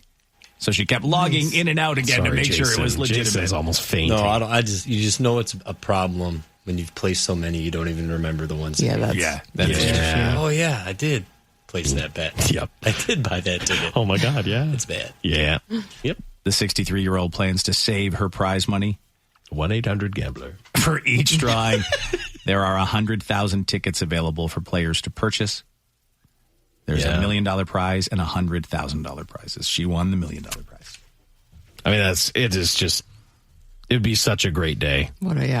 To win just $1 million. My goodness. I'd have a heart attack. I really think I'd get so excited that my heart would explode. Yeah, you'd have to calm yourself down. Because I get excited after winning like $50. Yeah. So to win $1 million. I don't, I honestly can't. You'd have to have that back. That's why I don't know what I would do if someone did one of those fake. Like fake scratchers? Yeah, like a fake scratcher. That's how you kill Jason. Oh, my God, yeah. I'd shoot back. Yeah. I would. I'd be naked and celebrating. Oh, Lord. Oh, no. I would. Yikes. Yeah. I don't know why I would. I would just strip down. Yeah. That is a weird reaction. He needs to free it up. I'm naked and excited. Yeah. I would. We'd be like, oh, my God, he is a redhead. No. Ginger. Yeah. All right. I guess I won't get naked when I win the million. But you'll be excited. All right. When we come back, what's up with the Asians? What odd thing were some Asian guys stuffing their suitcases with? We'll tell you about that right after this. Previously on Dave and Chuck the Freak. An 83-year-old guy in New York signed himself out of the hospital because he was pissed off at the service there. And then he stole an ambulance to get home. They speak to some people in his neighborhood, and one woman is really shocked to learn that Donald Winkler would do this. Here's the story. When he walked out the emergency room, he saw an empty ambulance still running. Whose fault is that? That would be the ambulance people. Police say Winkler jumped in and took off. Winkler admitted to taking it. Oh, my God. I don't know. Things happen. Well, sorry to hear all that. Donald's a good man. Oh, I love New Yorkers so much. Yeah, went through a range of emotions. Yeah, that Donald stole an ambulance. Oh, my God. Oh, Lord. Well, yeah, that's sometimes what happens with the old people. They really like him. You can tell. The one lady was like, it was the ambulance driver's fault for leaving the thing open. Like, whose fault? Blame it on the ambulance driver. They stick by each other. They're neighbors or friends. I'm not going to stand here where you say a bad bad word about Donald Winkler. Say a bad word about Donald Winkler, I'll kill you right here in front of the rest of these news people. You're right, a total range of emotion. It's Dave and Chuck the Freak. Dave and Chuck the Freak. Text us 46969.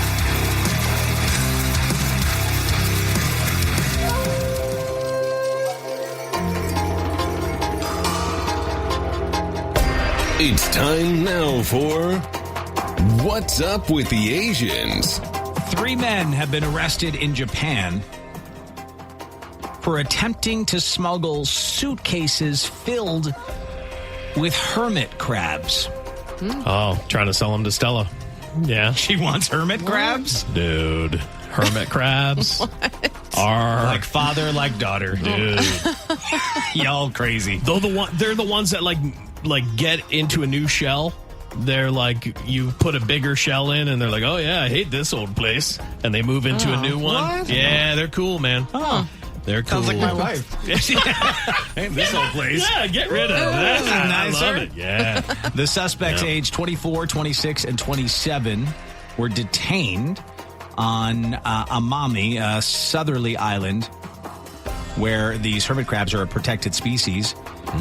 I guess they had given their luggage to a hotel the night before they were ready to fly, and the suitcases were a rustling. Oh, yeah, so they were like, something's in here. Yeah, they will rustle. Yeah. Oh, man. That's when they opened them to discover thousands of hermit crabs. Okay, that makes sense. Because I don't think they cost a lot of money. No, but if you have a ton of them. That's what I mean. Like, you need some thousands of them to pay off. The investigation is trying to identify whether they had the crabs to sell them or to keep them as pets or to eat them. They're looking at it all. The hermit crabs are a national treasure there, being a part of the island's plant and animal diversity. Yeah, they're cool. Crabs can be worth up to about $120 a pop, U.S. To me, that's probably like a full grown, like a big one, you know. But I think like you can get one of these at like any of your local pet stores, right? Like I don't think it's insane. I thought they were like $40, maybe. You know? Oh, okay. Well, maybe these are specific to this area. I mean, it might be. I mean, especially the ones right from the place. Yeah. You know, you might be paying a little bit more for that. But I don't know. I don't care how much Stella wants them, Chuck. Do not try and smuggle them out of a foreign land. I won't. I promise you. I can promise you that. Please don't. Yeah, I can promise. I can't take anymore. I won't do it. That's going to do it for us here on this Wednesday. Stay safe, and we'll talk to you next time on Dave and Chuck the Freak. I think everyone should say penis so we can take away the negative power of the word. Yeah? So everybody? Penis. Penis. Penis. Penis. Penis. Penis. Thank you for listening to Dave and Chuck the Freak.